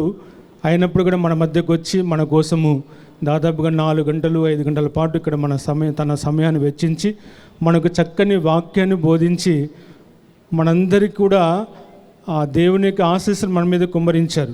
ఇది ఏదో ఇలా అనుకుంటే వచ్చేది కాదు. మనం ఇచ్చే చిరు కానుక తండ్రి గారు మా విచారణ తరపున చిన్న చిరు కానుక మీకు ఇస్తూ ఉన్నాం. మీరు ఇచ్చిన ఆశీర్వాదం బహు గొప్పది. మేము ఇచ్చే చిరు కానుక మాత్రం చిన్నది. ఆ సంతోషంగా స్వీకరించి మా విచారణ ప్రజలందరినీ, చుట్టుప్రక్కల గ్రామ ప్రజలందరినీ కూడా సంతోషంగా దీవించవలసిందిగా మిమ్మల్ని కోరుతూ ఉన్నాం. గట్టిగా చెప్పండి కొడతాం. నవీన్ వారి బృందం కలిసి అందరు కలిసి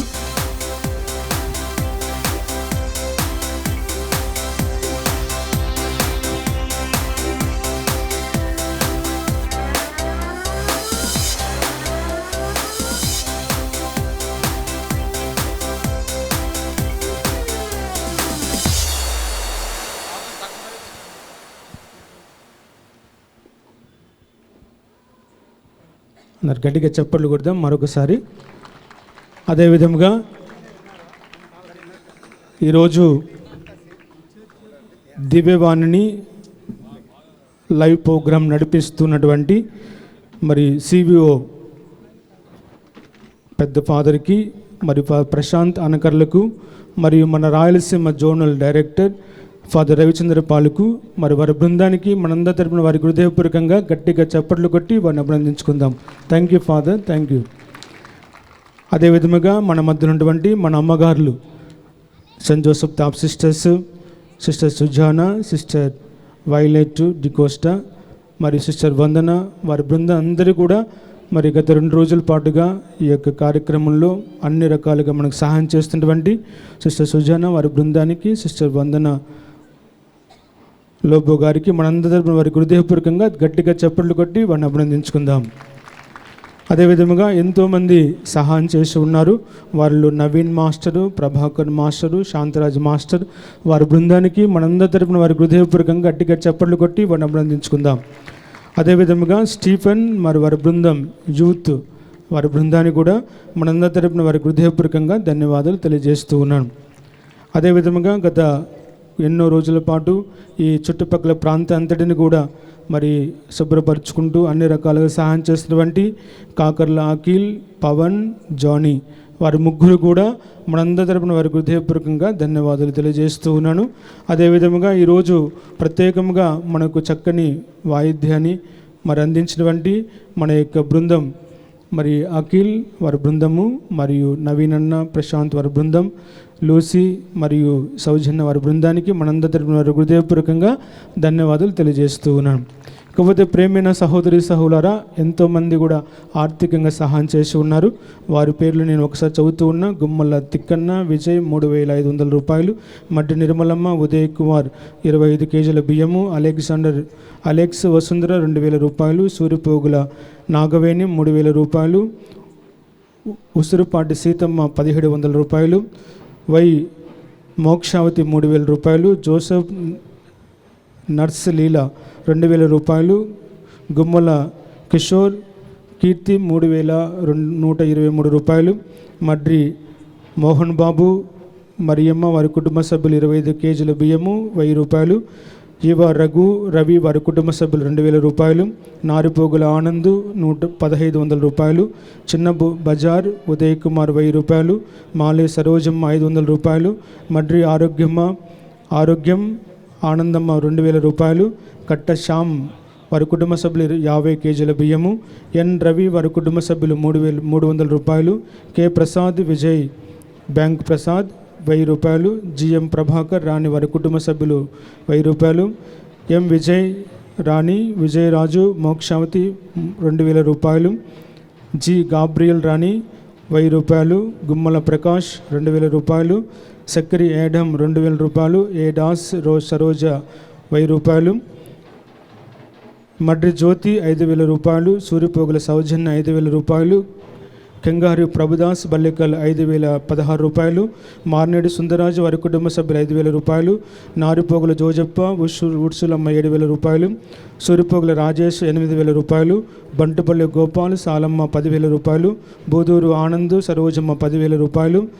కాకర్ల శాంతి అఖిల్ అక్షయ్ 10,000 రూపాయలు. లోకదల్ ఆనంద్ మండల ఎడ్యుకేషన్ ఆఫీసర్ 15,000 రూపాయలు. తలారి సామ్యుల్ టీచరు సాలమ్మ టీచరు 16,000 రూపాయలు. జ్ఞాన సౌందరి రిటైర్డ్ హెడ్ నర్స్ మరి వారి యొక్క మేనల్లుళ్ళు 20,000 రూపాయలు.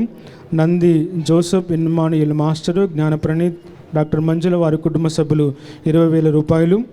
మరి ఈరోజు ప్రత్యేకముగా ఇంకా చాలామంది కూడా సహాయం చేశారు. చిన్న చిన్న మోతాదులో అన్నిటి రకాలు చేశారు. వారందరికీ కూడా నేను 2 చేతులు ఒత్తి మీ అందరికీ హృదయపూర్వకంగా ధన్యవాదాలు తెలియజేస్తూ ఉన్నాం. దేవుడు ఆ చల్లని దేవుడు మిమ్మల్ని మీ కుటుంబాలను కూడా దండిగా దీవిస్తారని చెప్పి భగవంతుడు ఆశీర్వదించాలని చెప్పి కోరుకుంటూ ఉన్నాం. ఈరోజు ప్రత్యేకంగా మనందరికీ కూడా మరి ఇంతమంది అందరూ కూడా ఒకే కుటుంబము భోజనం సమర్పించారు. వారే మారంరెడ్డి జోజిరెడ్డి ఈపీ నిర్మల వారి టీచింగ్ కుటుంబ సభ్యులు మనందరూ కూడా భోజన వసతులు అర్పించారు. మరి వారిని వారి కుటుంబ సభ్యులందరూ కూడా హృదయపూర్వకంగా ధన్యవాదాలు తెలియజేస్తూ ఉన్నాం. మరి అందరు గట్టిగా చప్పట్లు కొడదాం. మీరు ఇచ్చిన విరాలన్నింటిని కూడా దేవుడు మరి 30 60 100 మేము దీవించాలని చెప్పి రాబోయే రోజుల్లో దేవుడు ఇంకా చల్లగా మేము ఆశీర్వదించాలని చెప్పి కోరుకుంటూ thank you and God bless. ఒకవేళ ఎవరినైనా మర్చిపోయి ఉంటే మరి మిగతా రోజుల్లో కూడా మీ గురించి చెప్తాను. Thank you and God bless you.